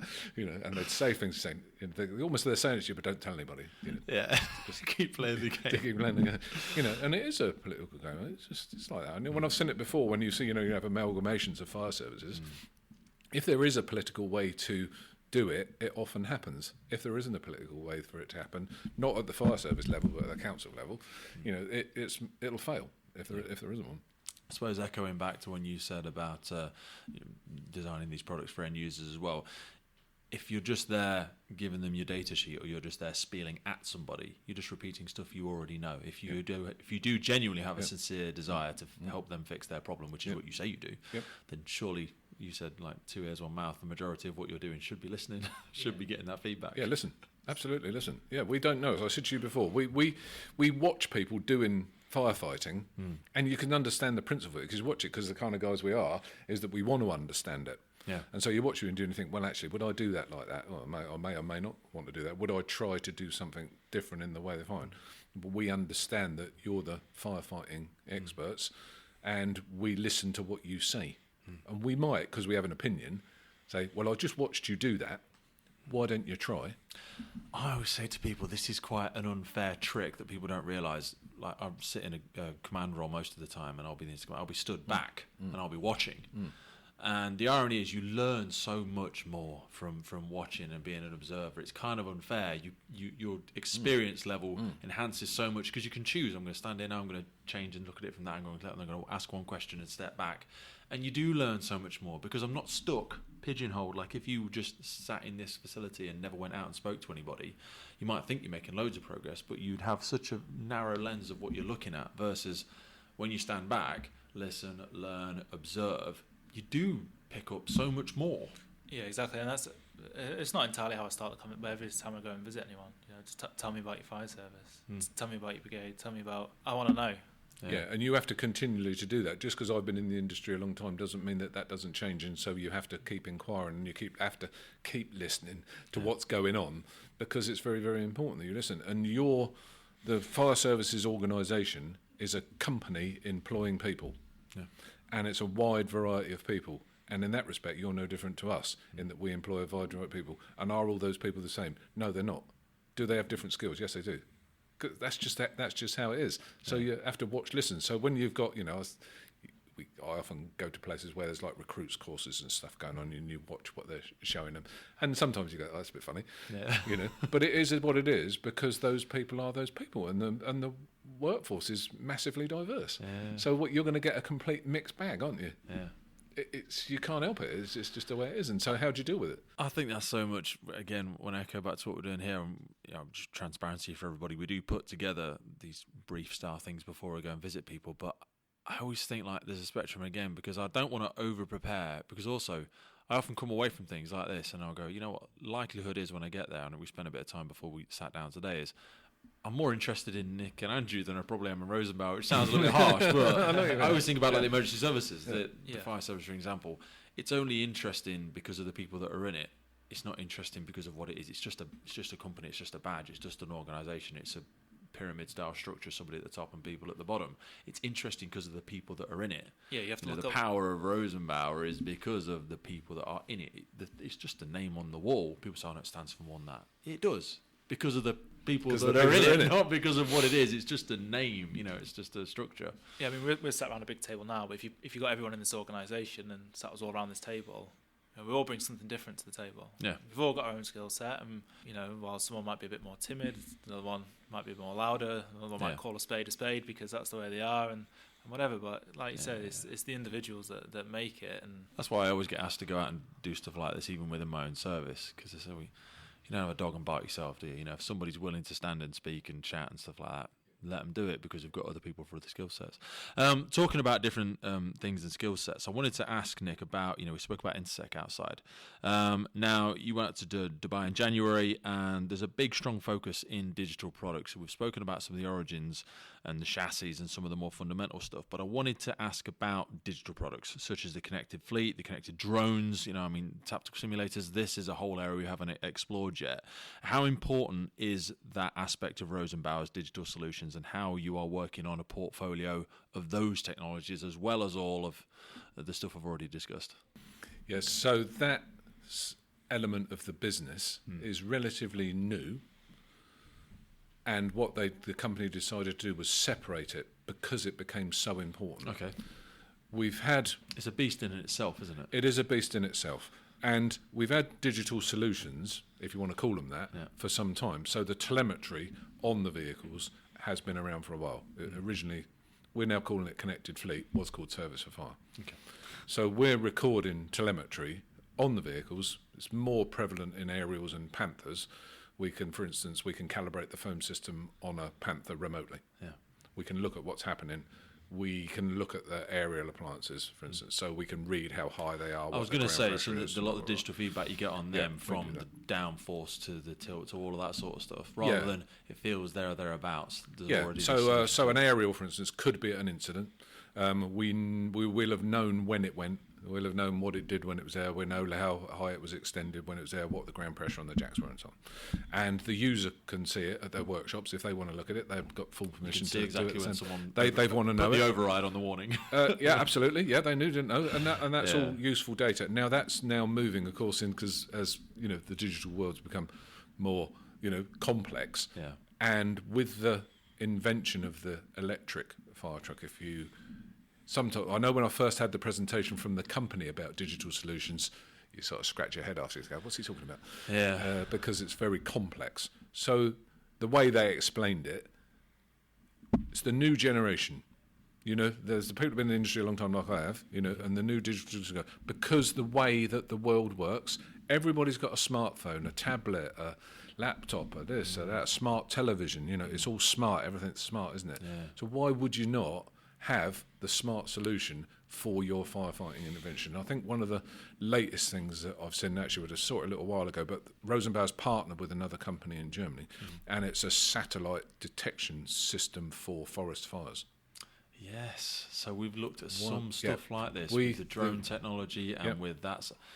Yeah. There was also one that some time ago was a camera-related system that you had to put, in your counties, for instance, you'd put in strategic places some cameras, and they would smoke detect. And so there'd be like a smoke detector that looked for the 20 miles, something like that. So this moving technology, and then do you want to know what your people are doing, where they are, where the vehicle is, where the asset is. So there's part of me originally when people went, we need to record the assets on the fire. Seriously, can you not trust a firefighter with an axe? But to keep the inventory up to date on the truck, why not do it in a modern way that says, yeah, we know the axe came off the truck, but actually it never went back on there? I've seen some of those systems. I've never actually, I've heard of some of those systems. I lie. I've never seen one in person, but I know, and James, maybe you can remember, some places where you can just, you drive into the bays and every time something's gone off, you can. It digitally records absolutely the movement of everything. Yep. Lots of cost saving, lots of, rather than emailing every fire station in a service and say, has anybody seen the axe?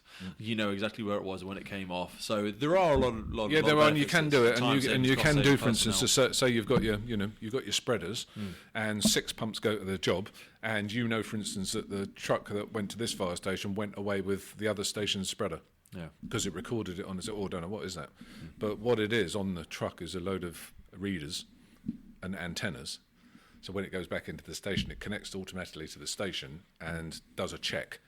It's not the cheapest thing in the world to do. No. It's getting cheaper because this technology moves. The costs go down. It's also not cheaper versus the number of items that find their way into people's garages and don't turn up back on fire engines as well, though. So absolutely. There's a big cost saving there. So it is. It's just, to me, it's a complex subject.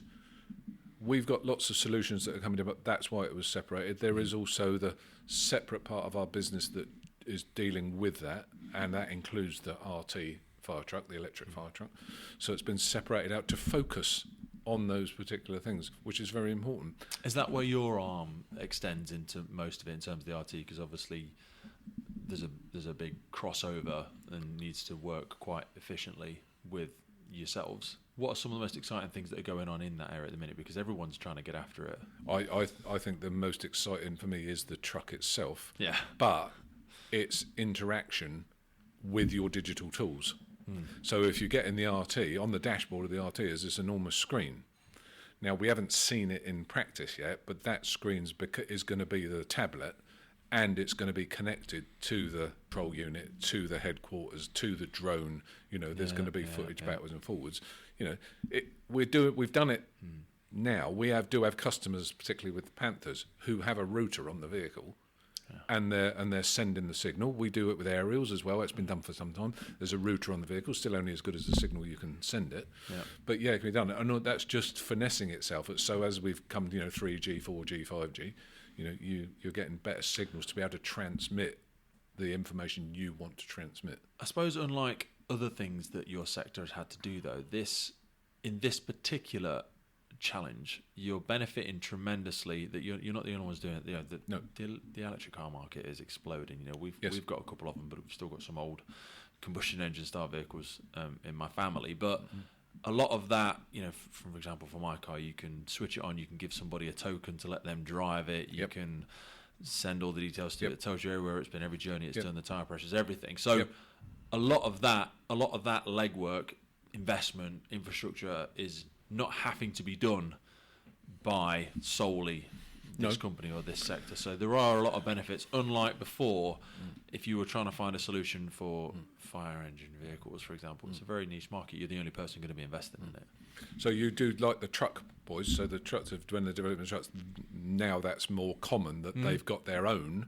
And they have had for some time. I think Scania did it just quite a few years ago now. And you think, what's that? Come on my computer, and it was your monthly report on your fuel consumption. What are they sending me that for? But it's their truck-based system for telemetry that's giving a report to the haulier or the fleet manager. This is giving him the diagnosis of and some of that gets transmitted into driver training. Yep, it's a bit like we have it on all of our fleet managers. I did this quite a long time ago. Had a day out at Brands Hatch with one of the touring car teams, and when you got to look at them looking at the telemetry, when you watch the qualifying and that on the practice on the F1 teams, and they go, oh, he's gone back out on another lap. There's another 2 laps. When he comes back in, and they're looking on the screen, so they'll look. See, there you go. Look. You put the brakes on then, and you had it for how long, and you put you accelerate it for this, feedback on everything, and that's how these systems are starting to become. Now, is that overly complicated for what you want to do as firefighters? But it should enable you to be more efficient over a period of time, because it should be then put through in your training, and you should be, particularly driver training, it becomes more difficult, using the telemetry to help your drivers to perform a bit better than what they do now. Is anybody expecting a fire engine driver to be that efficient for fuel economy? Well, I don't think so. Probably not. Yeah. Know your audience. But you could get some decent feedback from driving from the telemetry in that respect. And then, do fire engines still carry books of stuff? Yeah, some people do, don't they? Whereas they've got an MDT, and they've had MDT for quite a number of years now, but the information's become more sophisticated. So you can get it now. There was a shiny ornament for the first few years. If it worked. We're going to an RTC. Right, okay, what car's involved? Oh, it's a such and such. Go. Tap it up in your tablet, and it will often tell you like airbag information, fuel information. What's it made of? Where would you recommend you cut it to cut the roof off? And that sort of information. And so you're getting more information digitally into your vehicle to use your equipment more efficiently. It's giving you information more and faster than what you've had before. Yeah, right or wrong. Now, Andrew, we were talking there about different digital solutions. Obviously, when you're actually out there, boots on the ground, what are people asking to see? What sort of products? I know you have a wide range of your thermal imaging cameras, some of the electrical vehicle extinguisher stuff we're looking at, which is still in development. What are people wanting to see? What are the demands that are coming from the sector? People say, can you show me the latest X? Is it different every time, or is there any correlations of products people want to see? For example, I was talking to a customer yesterday for the ticks, and they were wanting to see, say, cloud-based. So for obviously the ticks that we have black box record, and they're saying, well, actually, we then have to take the tick from the truck to take it inside into a computer. Then we have to download it onto a computer. If we're looking at incident reviews or for training purposes or for whatever reason. So we would like a cloud-based system for it. And yeah, it's a great idea, but you've got to look at limitations of the technologies. You've got to look at the price and what's involved in it. So as we talked about before, I did history when I was at university, and one of the things I always like to think of is it took man 4 times longer to go from copper swords to iron swords than it did to go from iron swords to nuclear bombs. Yeah. And the technology is moving at such a rapid rate that that might sound like that sounds like a great idea, but in innovation sometimes gets more and more complicated. So they'll say, like, for example, like, we want cloud based on the ticks, or we want X, Y, and Z. But actually, when you've got to look at it and say, is it over engineering at this point? Is it something that really needs to be done, or is it just that you have something that does the job very, very well? Yeah, it tends to be, I would say, from obviously I'm still quite young in my Rosenbauer career, but anything that's electronic based, you tend to see that that's where they have the most expectation versus. So if you look at our Otter LPP, there was a document I found on our internal database a few months ago. It's from 1996, and it's almost not changed. Yeah, because it just does what it does. That's what you need it to do. Yeah, there's little tweaks that people want, like some people want change for change's sake. Yeah, exactly. They just want the next year's iPhone. It's pretty much the same. So when you say, what are people asking for in the market, we're quite lucky that we can quite customize stuff that we do. So they'll say, well, we want a swivel joint on this, and we want X, Y, and Z. Yeah, okay, we can do that. That's fine. We can offer that. But when you say about demands for the market, I think the expectation exceeds reality, particularly in the digital offering of the products, because sci-fi maybe or whatever gives you an unrealistic perception of what's really possible, makes it look like everyday technology compared to the feasibility of taking that to market. So for me, that speaks a little bit about, we spoke before about different types of innovation versus what is real progress in the industry and what is just change for change's sake.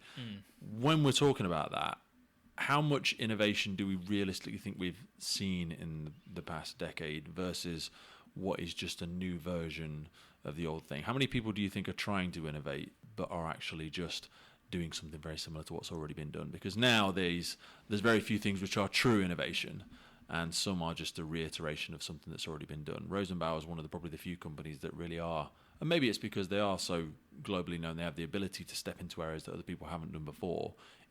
What is the exciting innovation that's really happening, and is there much these days? I think it is the electric technology in the vehicles. Okay. And it is coming along, as these things do, at a bit of a pace. Does that create a fear that people, because somebody's going to miss the boat with it?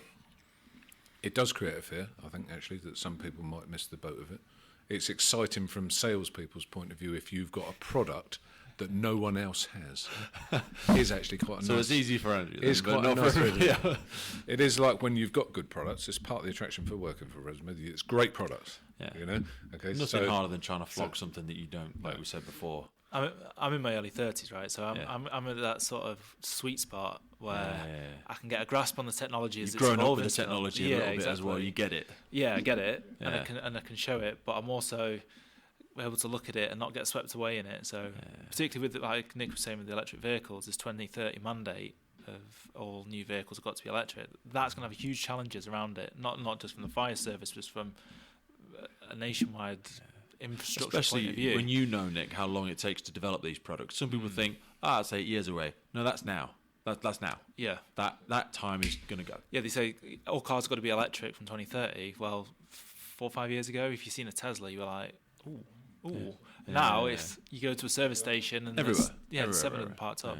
But it's exciting for me because that electrification of vehicles and of do we realistically think the infrastructure is going to be able to get there in time, considering the fact that this is going to be very reliant on a lot of services installing all of this infrastructure themselves? You can deliver them the best possible product, and you already have, I know you already have examples of it, but it relies so heavily on an infrastructure that's a massive investment for governments, for services, some of which like to pretend they're bigger than perhaps they are. Some local services don't have massive budgets, despite how they like to be treated. I mean, do you want my personal view on it, or whatever you're willing to have recorded on a podcast? my personal view is I think that electrics for the here and now in the 2030 is okay, but I think it's a good stopgap. But I don't think it's the absolute future. But that's not the answer. No, I think probably maybe hydrocarbon fuels in terms of is it hydrogen vehicles and stuff like that. Could be. I do look at that, and the most abundant gas in the universe. But that technology, like, as Nick, that takes time to develop. The electric technology is here and for now. So the RT and the electric vehicle is very exciting because that is a solution for the now. Mm-hmm. But then it's where do we go above and beyond that, and that's part of the. When you've got a company like Rosenbauer who puts so much into R&D, probably not out of 10, I'm unsure that there is something going on behind the scenes somewhere where they'll be thinking about the next thing. They'll be thinking about the RT's been developed. They'll be thinking about the next thing. When the time comes, we'll be told about it. But that's just my personal opinion. I think the electric's a solution for the immediate. What happens outside of that? It is a bit of a case of in certain industries, like we've already spoken about, so municipal, aviation, industrial. Yeah. In aviation, for instance, is the diesel engine going to be replaced by electricity anytime soon? Yes, it will be, because there will be, for us, from our point of view, the E-Panther will be launched at Intershoots, so that will come along. Say, for instance, you, not being unkind, small regional airports, are they going to buy a electric ARF vehicle that's twice the price of the diesel engine version? The answer to that question would most likely be no, not unless someone gives them the money or they've got to do it. Not because they morally don't believe it's the right thing to do, absolutely. Or not because they don't care about the environment. It's it's out of their league. Yeah. And even there are regional airports who don't buy new vehicles, they buy second-hand vehicles because that's the market they're in. And that's just the way it is, so it comes and goes. And I think it is a privileged decision. It is, and that. But the private car market. So, what's the difference between what I do and my wife does for her motoring? Could she have an electric car? 100% have an electric car, and probably the next car will be that, because she does 4,000 miles a year. How do I do 40 to 50,000 miles a year in an electric car? Well, I've suggested a great difficulty. That's the reason I drove what I'm driving today, because my electric vehicle has a 200-mile max on it, and when it's on motorways, it's not as efficient, so you're not going to get that out of it. And I know I'd have to stop and recharge it. So I think one or two things are going to happen. Either the electric technology will spiral exponentially in its development that makes it I think when you look at the Elons of the world and things like that, when there's that much behind it, somebody is so heavily invested in it, I'm just going to sit 5 steps behind him and benefit off all those innovations. What convinces me more is when you look at these gigafactories they're building, the money they're putting into it. So when you say about... And the fact that all of our own personal electronics require that market to also advance. There's so much relying on it, or there's so much behind it. And that's why I said it's just my personal view. Is like when you look at what's available now, it's hard to see for me that it's massively, for the future. But at the rate it's developing, like you said, who knows? A few years ago, like you said, when the first Tesla hit the road, it was almost like a gimmick, really. Oh, it's an all-electric car. I want to hear the engine rev. I want to hear I want to hear everything about that. That's one of the things that because again, I'm totally flip end of that. I love how quiet mine is.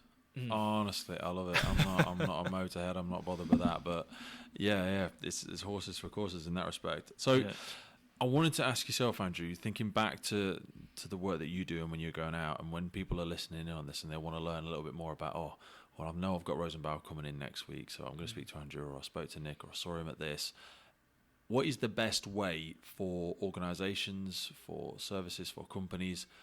What's the best way for them to interact with Rosenbauer? As in, what's the best way when building a relationship for them to get the most out of you and you to get the most out of them? I mean, Nick, you've said before about tell me the problem you're trying to solve. Don't tell me what you think you want. How can we articulate that in a way? Because we'll talk about crossing that bridge. We spoke about it earlier outside. How can companies work best and organisations work best with organisations like Rosenbauer when they're trying to fix their problems? They're trying the right product for their solution. I think it's having that open door approach and look at it and think, we're coming to you because, yes, we are a provider of equipment, but we're coming to see what it is you need, what it is you want, and show you what we can offer. And if there's a match there, fantastic, great, and let's find a way to come to business together. If it doesn't quite meet what you need to do, then that's okay. And when you say about how to interact with us, there's a couple of different ways that people ultimately end up purchasing from us. Some of it is one-off sales, where it's we go and we show them something and they go, yeah, I'll have that, that's great, and fine, happy days, and do that. And then there's the tender process, which is entirely more complicated route to market. But I've had it already where we get some of the tenders come through and you look at what they've spec'd on paper and you go, what? Are you... What do you make it? What do you want? And I think it's that pre-engagement side of it as well. What would benefit from customers is to say to us, look, we are going to go to tender for X, Y, or Z products in the future. Come in, we can show them how it works, inspire them, show them what the latest thing is. Because some of the tenders that come out, and sure Nick will see it on the vehicle side of it, they're pulling a tender from 10 years ago and just changing the date on it and sticking it back out. And actually, what you're specifying there, with the fans, for example, we've now got more and more going down the battery route on the fans, and even the way the technology progresses on that, the first-gen battery fans are the one now, they become lighter, the batteries become more efficient. They don't know what's out there, and in their tenders, what they're probably demonstrating is a lack of awareness of the industry, because they've written something that's probably not appropriate for the range of products, or they're automatically opting out of things that they're saying no to things they don't realise they're saying no to. Exactly, and there's a time and a place where we sit down and we have to sharpen the pencil and we have to look at what is it you want, what's the time frame, what's the price, and that sort of side of it. But on a daily basis, to have that us coming in to just show you what we can offer to inspire the firefighters within the watches and the stations to go, actually, that looks like something that we could want, and to show the chiefs as well, and for them to go, that's a good innovation. So when the time comes, they know what's available. That's on a daily basis probably one of the best ways to have it. And so, is it a healthy relationship on the whole most of the time, or are people just petrified to tell you what their budgets are in case you try and snatch it all, or is it still a healthy relationship? Because like we said before, Nick, some people think everyone is a salesperson, and some people see that you're actually part of the sector. You're not trying to just take advantage in that entrepreneurial way. You have to have your own market intelligence. So you've got to be a bit savvy about what's going on in the marketplace, and you've got to fit into that market if you want to make some gains. That's not to say that you're going to just slit your throat over it, because that's a completely pointless exercise. It's like we said earlier, race to the bottom. Well, we're not taking part in one of those. So we have good products. Our instinct now, and has been for what we want to do, is to be able to provide our information about who we are, what we're like, what products go from the bottom upwards, because often it is from a top down. But we want to explain to people, which is a bit of an approach I said to you earlier, our market, our parent company, there's a lot of firefighters in the business, volunteer firefighters, it's based on volunteers, a different market. But it's a bottom-up pressure to have the best equipment, best vehicles and so on like that. We want to make sure that people are aware of, because we do get it when you go, oh, I'm from Rosenbauer, and they go, who? Unbelievable to me, been in the industry such a long time, and Rosenbauer's always been an influence on my career, because you just go, well, what are they doing? And now working for the company, it astounds you when people go, oh, I work for Rosenbauer. They go, oh, yeah, I think I've heard of them. You go, whoa, really? But again, that's why because we're getting such a turnover in staff now. Yes. You've got to kind of take a big deep breath and go back in and do all of it all over again, because people are new into the sector. They just don't. It's not a lack of respect. It's just their lack of awareness. They've only been in the job 4 years, and now they're in a position. Yeah, and I think everybody there's different procurement strategies by people, and some are short, and some are long, and some are medium. A complete moving feast. And I like to see someone who's written a specification that is open. You get to reply and you do your selling of your product on score, the highest score to win the business. And it's a long-term thing that can change over its contract period. So say, for instance, you had an 8-year contract. Yep. And 4 trucks. The truck that was supplied in year 1 is not the same as the truck that's being supplied in year 10, because technology is moving on. The specification has to have a scope to be able to do that. When you enter into that long-term agreement, you get us as the expert for free because we have a long-term contract. If we're simply replying to a tender, that's simply what we're going to do. Yeah. Because that's what our competitors are going to do. Yeah. So do we offer anything else? No, we don't actually. Well, we do, but we don't, because that's not how the industry's operating. We go, do you look at a tender document, and as much as you want to go, yes, yes, do we, yes, yes, yes, yes, comply, all the way down and go, there you go, I can build that thing that you've just asked for, I comply. End of story. No, don't really like How many people do you think do that and then try to retrospectively go, nearly everybody. God, let me try and turn this teacup into a flask because I said it was a flask. Nearly everybody. Why did you tell them that? Because we just needed to. Now make it happen. Nearly everybody. Okay. That's got to be so hard to hold on to your moral fibre and not pander to that behaviour. We were speaking earlier about how do you deal with the pressure. Yep. That's a pressure. And the best thing is don't react. And just take it as it comes, because it would be very easy, because of some people's personalities, to be very annoyed. Yeah. But it's just the way it is, and you're dealing with people that maybe who do work like that, or that's their approach, or all those things. It's a moving feast. So our job is. But it does damage the industry as a whole, though. We were speaking to Simon Hunter, and he said 25 years or whatever he's been in the corporate wear market, and he says there's no other companies still around. No, there's none. Because they've all gone for the short sell, quick smash and grab. Yep. But they've damaged the market so much that now, like you've said, people are expecting a 7-year guarantee on a contract and not factoring in the after sales side and saying, look, well, every innovation that comes, Rosenbauer, you're going to benefit from that because we're going to continue to develop your product rather than just we'll give you this one thing right now and it's not fit for purpose in 3 years. Yeah, I think that's a really interesting point, because we've seen it in some of the LPP tenders where they go, what's the aftermarket, or what's the lifespan of this product? We want a 10-year lifespan for the product, but we also want the cheapest possible price. And it's like you're saying, hang on a minute, you want us to support, innovate, and or some companies go, no, it's fine, just it looks good now, doesn't it? Don't worry about what it's going to be like in a week. For 10 years' time, well, if you want us to be able to fulfil that side of the contract, then you have to understand... A whole different conversation there. Yeah, exactly. So, and it's that, engaging with us and say, well, what is it that you can offer? And when you look at for example, with Rosenbauer, the pedigree that's behind it, there's 150 years of history behind us. It's not an accident. Yeah, it's not going anywhere. The business, so we can provide that, but some people, if they have that open door approach to us and let us come in and just tell them what we're about and what we can offer, then they can get that assurances, and it's not just something that we've written, we can do it for 10 years, anyone can do that, but when they sit down with us and they see that the human aspect of it, and we can talk about the business, and they go, oh, actually, we see the substance there behind it. I think when you know people better, like I've done over the time, when you've got relationships, people in the services, from the fleet managers to engineers or whatever they are, and when you get to know them better, you off the record, you can ask them questions. You can say to them, why do you keep asking that question? Oh, we need this, and go, yeah, but I know that you're not going to look at it again. Yeah. Well, yeah, I know, but so it's all right, and it's just it's part of the way that the game is played, if you like. Yeah. So there's some shortcomings of the tender process, and I don't think anybody will tell you any different. But there's also some benefits as well. But there needs to be a structure of some form, otherwise it's the Wild West. And there's good reasons for it. Yeah. There have been occasions when a supplier has delivered something. You go, oh, that's why have I got that? That clearly that thing on there is something you bought from somewhere somewhere else, and it's going to break down. And they go, yeah, and. Yeah.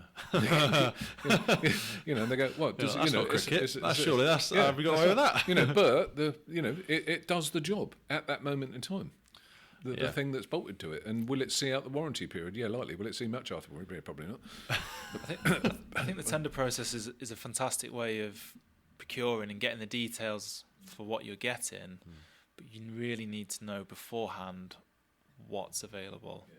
I think if and that's possibly where, and not just in this sector, but just in general, where businesses fall short, is they have to go to tender, they have to get 3 quotes or along those lines, and then they're not really understanding what's available beforehand. So it's a great process, but it needs by the time you've gone to tender, there's actually 4 or 5 steps you could have done beforehand. That means that exercise isn't a waste of time and money, that you're really getting the most effective outcome and responses to it. The last thing you want to do is have a company look at it and go, no, not for me, that. And we've had it a couple of times where they phone up and say, will you put a bid in, please? I'm like, well, no, because we haven't got a product. What you've specified is so ludicrous. Yeah. We can't do that. We can't. We need one. We need and that's a bid. why I suppose that procurement process can't be seen as a singular one thing, and it all depends on this. It's the intangibles, like you say, about going into services, about having firefighters working for you that understand the process, about doing things like we are doing sat here right now, those things that don't directly fall within a procurement thing but help you to get a greater appreciation of what that company is about, what they do, how long they've been around for, what their morals are, so you know who you're getting into bed with, is a strange term, but you know yes. who you're doing business with. Absolutely, 100%. Yeah. And we are often asked to fill out a form and say, can you tell us who you are? And how you do this, that, and the other. And you go, okay, that's fair enough, because not everybody knows who you are. Oh, and by the way, the word limit's 250. You go, I can. We see this so much in the services when we see applications. I'm like, can't we do some 360 feedback, which is like, I'd like to hear about from somebody that's worked with Rosenbauer before. I'd like to hear about, I'd like to hear about, does somebody trust Peter? Do they, what's he like to work with? Not tell me what you think about yourself and journey, because you could just lie. It could all just be absolute BS. Do you know what I mean? How do I know, what your longevity is like? How do I know your products don't fall apart into, well, go and speak to these services. We've been around for 150 years. And learn a bit more about us than it's going to take in 250 words. Yeah, I mean, I've suggested, we suggested on numerous occasions, so rather than me fill the form in, why don't you come and do a company audit? If you really want to know how the company functions, why don't you do the audit? Now, they don't want to do that because there's a cost of doing that, isn't there?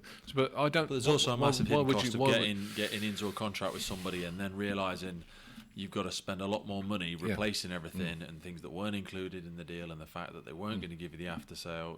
All of that also has a hidden cost.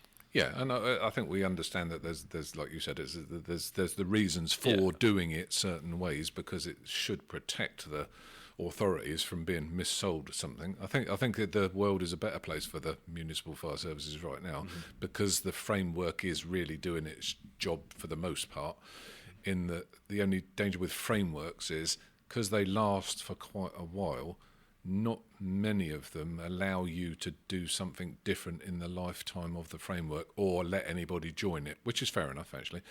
But one of the latest ones, I think there was the West Midlands did a framework for equipment on behalf of the national. It's a national framework, but West Midlands Procurement did it.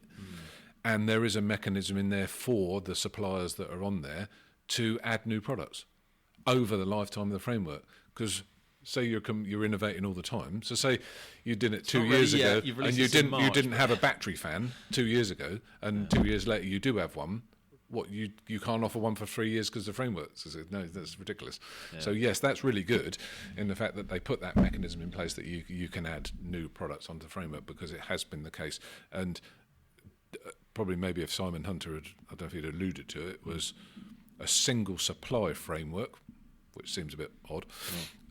If you get it, for say you get a national framework for clothing, for instance, it does exclude the other suppliers. And if it's captured the whole, what happens to those suppliers? Do they wait for 10 years, or do they cease to exist, or what? So and when then you've got a monopoly on your hands. Then what are you supposed to do? It's very difficult. Yeah, it's very difficult. It is. Yeah. I wanted to close with a few personal questions, and these are always some of my sort of most favourite stuff, because it gives people an insight into, and also allows us to talk outside of the company of some of the things we find most beneficial. I wanted to start with sort of habits, in terms of personal habits. Andrew, what is anything you've picked up in the last couple of years that you think's had the greatest sort of impact in your life personally? It's a funny thing, isn't it? Actually, because you think, what habits have you adopted in that sense? I don't think I have any habits. The only thing I would say is, probably from a personal point of view, is slow down. Yeah, slow down. There's reasons for that, and literally slow down. It's in the price of diesel, by the way. And there's only so many speeding tickets you can pick up before you go back. You better stop doing that. Just slow down. I think I'm quite a measured person anyway. Just slow down. Sometimes just slow down a little bit and not think about it, but literally take your life at a slightly slower pace. I suppose a more overarching question, and something that's perhaps a little bit more relevant for yourself. Is there any piece of advice from your years of experience in the market now, like a piece of advice that you think people should ignore that are coming into this sector? Are there any sort of things that you hear people say, or you've heard said time and time again, and from your experiences you now know that are not going to serve them long term? I think there are things not quite like that, but I think there's, if I was giving anybody advice, don't take yourself too serious, actually. Okay. Be yourself as well. I think we were talking about it earlier. People are just people, regardless of who they are, what position they're in, what they get paid. Don't lie, because a lie often comes round and bites you somewhere quite severely. So my advice is don't do it. Because it will come to haunt you at a later date. If it's a slight variation of the truth, or something happened, and you can say to someone, I know I told you this, but actually this has happened and this is the result. That's absolutely fine, because it wasn't a lie. But something's happened to change what you actually said originally. Things are changing so much. Don't say something that's patently not true. What about yourself, Andrew? Is there anything, certainly from your role or from a sales and from a marketing perspective, is there any piece of advice you'd give somebody from working in different companies and stuff like that? Is there any piece of advice you find would be particularly beneficial? Yeah, I'd come back as to what Nick said earlier about that, it's not been done that for 20 years, or that's not how we did it, so it can't be done. I think it's important to look at the people within a business and listen to their experiences, but not always to accept the limitations that they put on that, and sometimes the limiting beliefs that people can have for themselves or for what's going on around them. I would say the best advice I would give to anyone in anything that they want to do in life is to listen to the advice that's being dispensed, but also to challenge any limiting beliefs that they have imposed on them, and look at it and say, well, if you can take ownership of that, if you can take ownership of the situation, can you affect the outcome? I think it's something that I've done in my life, where I've looked at different roles that I've been in, and someone said, well, this can't be done, or that can't be done, or you won't be able to do that, and gone, no, sorry, who are you to tell me that and who are you to tell yourself sometimes? Exactly. We can so easily put so many of those self-imposed barriers in front of ourselves, and they're often based on something subconscious that we learnt from somebody else. Your old boss said it, or the sector you worked in, it was impossible, or your parents or your family around you are allowing you to continue to perpetuate that belief, and you place a cap on yourselves that it's quite you're probably blind to, but it's a prison of your own creation, I suppose. Yeah, exactly. So I think there's more and more now, there's younger people coming through into organisations, and I think they just need to look at it and run with it. And if they've got an idea, don't be scared to find the voice, to put that out there and to say, someone might have 50 years experience, but is that 50 years of experience 50 years out of date? That's the way. That's really the advice that time and experience aren't always a direct correlation as well. Just because somebody's been in a role for 50 years, they might have been sat there doing nothing, like you say. Exactly. My sincere hope from our long conversation is that people do know a lot more about Rosenbauer, but in the unlikely event that this is the first time they've heard from them, probably a 5-thread question is, where can they see you guys operating out through the next year? What's the best way to get in contact with the company? If somebody would like to learn a little bit more about the products or the organisation, what's the best way for them to reach out? Or where can they see you over the next 12 months? So, there's all the social media channels, so they can keep an eye out on exactly what we're doing, where we're up to, and what we're promoting through them. Whenever we put anything out there in terms of a product, we put the email addresses of the relevant person within the UK to contact with. So if people want to see us, they're more than welcome to come here. We'll come to them for demo, to show around.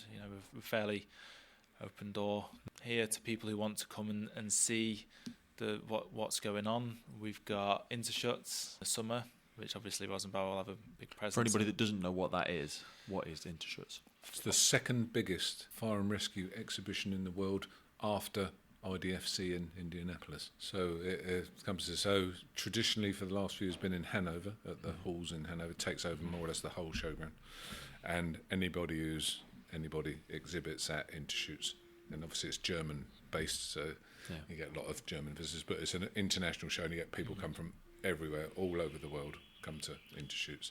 It's a massive thing. It's on for 6 days. The last Saturday is generally a family day. So, because a lot of volunteer firefighters bring their families. And so, it's a real family event, But there are different halls for different things, from, fire protection to disaster management to, fire. Normally there's a demonstration and there's an outside area for the people who do demonstrations and stuff. I think Rosenbauer, at the last one in 2015, they had some acrobats. Stuff and the thing, fire, flamethrowers, and but all sorts, loud music. It's a bit, it's a show. It is a proper show, and if no one's ever been, this will probably be, I think, it's even my 5th or 6th one I've been to. Also, we'll be at the ESS this year, as always. So we'll be there at the ESS. And one thing we're also doing a little bit different this year is in June. We'll be having an open day for fire chiefs, station watch managers, people within the fire service, airport, municipal or industrial, to have the opportunity to come here to see us. I remember you saying that, because it's something needed to be done, and you couldn't see anybody that was particularly stepping up to do it. So this is another opportunity where Rosenbauer's kind of taken the ball by the horns and said, well, you know what, we're going to put it on, and we're going to invite everybody. There's nobody that's not. It's one of the things I'm quite keen to do, is to sort of try and break down barriers and walls and stuff. So, create that familiarity. It's purely an opportunity to come to meet the guys in here, see what we've got. Bit of a social, bit of a networking event, but obviously some places are quite closed doors as well, though, because they're worried about if people are actually going to have a look behind the gates, and they'll see that it's not everything that it appears to be. There's so many people that have a great presence on social media, but if you actually visit the facility, you've allowed us to take a lot of photos here today, and I know, should I say that? Yeah, well, we've been certain places with the podcast where they're less up for us doing that, because things perhaps aren't as they might seem from the outside world. Yeah, we've got, like Nick said, Intershuts and the ESS is obviously open to the public, so we've got fantastic outlets that way for the public to see what Rosenbauer have got to offer, but also having the facilities here allows us to do things just within the service, sort of on a professional level as well, in quite an intimate setting where they can see and that side of it. So we'll stick all the links to those in the notes below it. I'd be remiss if I didn't just acknowledge as well, just as we close, Rosenbauer are doing their quarterly giveaway very kindly for all of our listeners with the podcast. So just as a little bit of a underline finish for us there, what is it Rosenbauer are doing with the podcast? It's great that people continue to get benefit from stuff like this. Yeah, sure. So one of the things that we've launched this year is our new Boros line of boots. So the Boros B4 is our sort of flagship boot, and we're going to be working together with the podcast for doing a quarterly giveaway, like you said. So I know every month as it turns over, some people get frustrated that they miss it with some of the other giveaways that we do. So this is an opportunity. Every quarter, people can submit via email or they can register their interest. They must follow in the Rosenbauer pages, and they must be tagging another firefighter in the post below it, but they'll be in for a chance every quarter to win. There's no crazy details. We're not going to steal your email addresses. We're not going to spam you with stuff. This is simply an opportunity for people to experience the products from Rosenbauer, in the size that they need and all that sort of jazz. So we're very appreciative of that. Thank you very much for taking 2 hours. I'm speaking for 2 hours there. Goodness, 2 hours straight off the bat out of your busy day. I know there's so many priorities and so many important things to be doing. So I really appreciate your time, and I look forward to seeing you later in the year. Yeah, thanks. Cheers, Pete. Yeah, appreciate it. Cheers. The Firefighters Podcast was created to be a global podcast seeking to develop, inspire, and motivate the world of the emergency services operator. Through a series of wide-ranging conversations, we celebrate those within our emergency services family and the wider sector by encouraging the support of these incredible group of people who have chosen to make their life purpose protecting their communities and the wider society. It's presented by myself, Operational UK Firefighter Pete Wakefield. So wherever you are in the world, please support your emergency services, and thank you for listening.